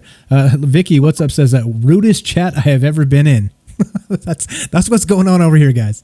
But it's maybe not and that. My chat is all love and peace over here. So what's that tell you? well, but they've been love and peace until tonight. I don't know. Yeah, usually it's pretty love and peace. Yeah, I think it's just the mixture of all these ideas. Yeah, I think so. Something. Anyway, it doesn't matter. Go ahead. I gotta ask, what do you think? How are we gonna counter the Archons? I think that's. I want to know about this thing you pulled up. I think just like I said. Well, no, I'm not going to read this because if you guys want to read this yourself, read this. I'm not going to read this to you guys. I pulled up the source. I thought it was interesting that there's people with ideas on how to counter it. Right. I thought the concept of countering it was more important than what they said themselves. I thought it was more interesting to hear what we might think. Got it. So for me personally, I've said it a couple, 3 times. I continue to say it every damn show. I just think we should stop the hate. Why do we got to hate each other for no reason? Like, why the lefty righty paradigms, right? Like, literally, if you think your novel idea is your party line and you're going to draw the line in the sand and disconnect from your entire family because of this shit, come on. There's something wrong. Over an illusion? Yeah. Over an illusion? They're 2 wings attached to the same bird, friends. Yeah, oh yeah. 2 wings attached to the same bird. Yeah, and they're both Satanists, by the way. They're the solar and lunar pillar, the red and blue. And Trump, MAGA, means Magus, the magician, which is from the temple of Set, Satan. So, boom, in your face. You're all worshiping Satan. Don't think that he was sent by God. He's playing the role of Cyrus, King Nebuchadnezzar, which falls in the 4th year of ruling Babylon. That's why we're about to go down. Now we're getting all political. Well, I'm just telling you the truth. I'm just telling you the truth. They're following the man. This is the second beast of Revelation. That's why he took the plague to the head and lived. And it is a plague. Go look up the etymology of the word. It's plague, or it's a scourge. People don't understand. Let's not make the mistake, though, of thinking that saying something bad about Trump is supporting the other party, because it's just because I don't like them either. Neither party. Neither party. I'm not a snowflake. I'm not either. I'm none of this. I don't participate in this. You know what? Choosing the lesser of 2 evils is choosing evil still. So think about that. Yeah, that's the truth. And like I said, it's just I think it comes down to I think the worst part of all of this about the entire negative energy kind of combating it, the social media, the brainwash media, the mainstream, everything, it ends up, it's literally in our lap, right? And the choice is yours. You can turn this shit on and you can listen to it and you can rot your damn brain every day if you want. You can do it. Like I turn it on because I only watch it because I want them to know, or I want to know what they want me to think. Okay. And I can only stand it in small bits because it just pisses me off. It doesn't make me want to rage and go punch my neighbor. It doesn't make me want to disconnect from my family. It pisses me off because I see very clearly what they're trying to do by what they're telling me and what they're telling you, what they're telling everybody. That's what pisses me off the most. And I think the way we counter that is exactly what we're doing. Like, how much work goes into your channel, John? How much work goes into this channel, Mike? Like, it's an unbelievable amount of work, guys. Okay. And so I'm not saying bow down and worship or any of that shit. I'm just saying you can do it too. Okay. We're people just like you. Get in there, get your voice out there, and for crying out loud, stop separating people and start trying to bring people together instead. There's so many voices that say beautiful things. And why do we silence them? Like, we should be bringing them together and saying those beautiful things together. I think it's a simple formula, but it's almost too simple. It's almost too simple. It's just people don't believe it's that easy, but I think it's that easy. I think we can. Amen, right? Yeah, I think we can just cut some people out of this and, have them realize that you just be kind. Back to the golden rule. I don't know. Anyway, as we finish up, any final thoughts, guys? This has been a fantastic show. I'm fascinated by all this stuff. Like I said, John, I listen to your channel because I love learning stuff. Like I said, knowledge is knowledge. I don't care where it comes from. And I appreciate all the good conversations you and Bailey have. Bailey, you're amazing. Thanks for hanging out tonight. Thanks for being here. Thanks for taking the time. So many great comments about how amazing you are in chat, by the way. Every other comment is, wow, Bailey's really smart. So there we go. We got some positivity happening here. How about that? Yeah, I mean, yeah. Final thoughts, you guys. I just want to tell everybody, man, if you want to challenge yourself and challenge what you believe to be true, and you're ready to empty your cup and maybe admit that none of us know anything and you want to explore with us in our community, then go over to the Best Damn Podcast. We have a Discord. You can join it for free and hang out. We have a website, thebestdampodcast.tv. We're on Facebook, Twitter, Instagram, all of that stuff. And I'm telling you, you will not find nothing like it on the internet. So there you go. And I'm going to pull this up and link you guys real quick so you can find the actual. Hold on. Let me pull this up just to make sure. I linked it several times as we went. Like every 30 or 40 minutes, I was throwing your link up there. But I want to make sure. So just so you guys know, go check this stuff out. Again, right? Not everything is everybody's 100% flavor all the time. Follow John and Bailey over there. Go listen to the conversation, and you're going to learn some things, right? You're going to be challenged in your brain for some things, and that's really what all this is about. And it's about coming together. It's about challenging yourself, challenging the conversation that's allowed. Like, think about it. Think about the censorship that's happening. It's unbelievable. It's unbelievable. Yeah. And here we are. Like, look, like it's possible they took John down in the middle of this conversation. It's happened to us before. Like, no shit. We did one thing or said one thing and literally everything came down. It's happened to us. It hasn't happened recently, but it's happened. And so, like, I understand. Like, there's. It did. I had to start a new video, Mike. I had to start a new video. They took the stream down yes, I did. And I just got a warning from Facebook. I just got suspension on Twitter. They just removed my last video that I did on the artificial apocalypse. They're tearing my ass up, and it's because what I'm saying is true. And that's the bottom line. I don't just talk about religion either, guys. I talk about Planet X, AI, everything. That's why it's the Best Damn Podcast, so we can talk about whatever we want. I think it's just like in old radio shows when they used to always have a guest on that someone didn't like, they would disconnect the phone call. I think they just shut down your internet for a second. Yeah, that's all it would take, right? Just one little like packet loss would do it. That's all you need. Yeah. Yeah, they did that when we were doing a Discord the other night. They remotely turned off my internet and everything, and then they shut down my Discord 2 days ago. That's what I'm saying. Yeah, it's the same thing as in old radio shows. They'd shut off your phone lines. They have access to all these things. It's part of the system. Yeah. So it's not even a surprise if you ask me. No, it's Nope. happened. It's happened before to us too. Okay, so so we're done. We're done. So are you guys going to keep streaming over there? You're going to keep on rolling? Should I send people over? There's the link if you are. Yeah, you can send them on over. I'm probably gonna wrap it up here in a few minutes. So I want to thank you, Mike, and I want to tell all my subscribers, because I am streaming too, to go to troubledminds.org, and also I put all of your links, like his Twitter, his Facebook, his YouTube channel. Make sure to go sub him up and show him some love, because he is a really cool dude. And I just, I like your work. I think you're intelligent. I think you're well spoken. You got a great point of view on things, and you're very professional in the way that you conduct yourself. You come and hung out with us in the Discord the other night.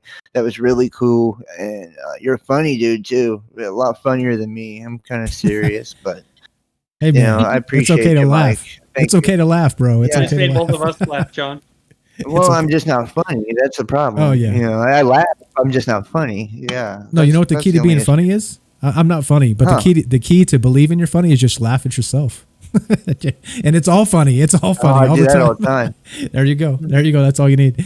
That's all you need. And one Thank more you time. so much. Yeah, my pleasure. The pleasure's all Fight the mine. Archons.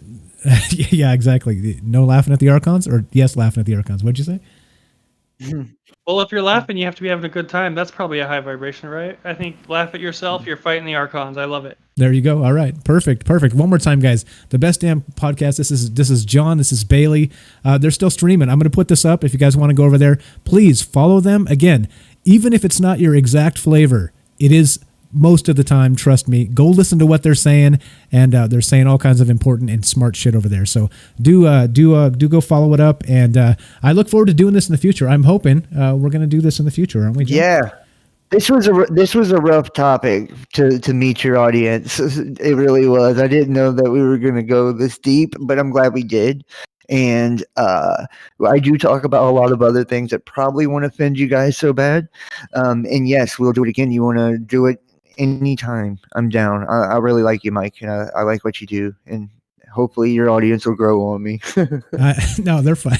I think actually I'm seeing new people in here that may have come over as your haters. I think that may be what's going on. Maybe people you've already muted or Oh, something. they're probably blocked. Yeah, they're yeah. probably blocked on my Yeah, channel. yeah, exactly. So I think that's what's going on. It's people I've never seen are suddenly in here just really being like malicious and stirring the pot. Also, some of John's fans are in here too. So Yeah, I did notice that. I did notice that. So some people are actually thoughtful, like, and not just a malicious. Yeah. So anyway, the chat wasn't that toxic. If you go to Twitch, if you think that's the worst, just go hang out in like a female streamer's Twitch channel for about 4 seconds, and you'll instantly quit. Yeah. So there we go. Go check out the Best Damn Podcast. I'm gonna link them. All of their links are going to be not only on the website, they'll also be on the YouTube right after this. I'm going to put them on right after this. They're on there now, I think, but I'm going to clean it up a little bit because it's a little bit messy. And there you go. Go check it out. Again, John and Bailey, thanks for hanging out. You guys are the best. I look forward to talking with you soon. And as we finish, I like to do outro music. You guys want to hang out for outro music? Let's do it. Hell yeah. All right, let's play this. Let's play this. Final thoughts. Keep it 30 seconds or so. Let's go Bailey first, then John, and I'll finish up. we did my final thoughts, but just like I want to touch again on just stay positive, love the world for what you can. I mean, don't let the bad things get to you too much, you know. That's it. Final thoughts. Always be true to yourself. Don't apologize for who you are. Be you and nothing else. And remember, Jesus is the truth, the way, and the life. There you go. You guys are way too brief. I've got a big mouth. I could talk an outro for like 45 minutes. All right. I'm not going to do that, though. I'm not going to do that. I'm not going to do that. I won't do that tonight. Sometimes I run out of music. I guess you have almost an extra minute. Yeah, there we go. Got an extra minute. Anyway, one more time. Here with the Best Damn Podcast. Check him out. I'm going to link him again. Follow all the links. They'll be on the website, troubledminds.org. They will also be on the YouTube channel. You can find that from troubledminds.org. You're probably watching on Facebook or all the rest of this. They'll all be there. You know where to find it. Links are up. Best Damn Podcast. Go check him out. Thanks, guys, for hanging out. Right now, you're listening to Troubled Minds. I'm your host, Michael Strains. I'm here with John. I'm here with Bailey. How's it go? I have a line here. The line is like this. Thank you for listening. From our troubled minds to yours. Have a great night. Have a good one, y'all. Yeah. Dang, chat.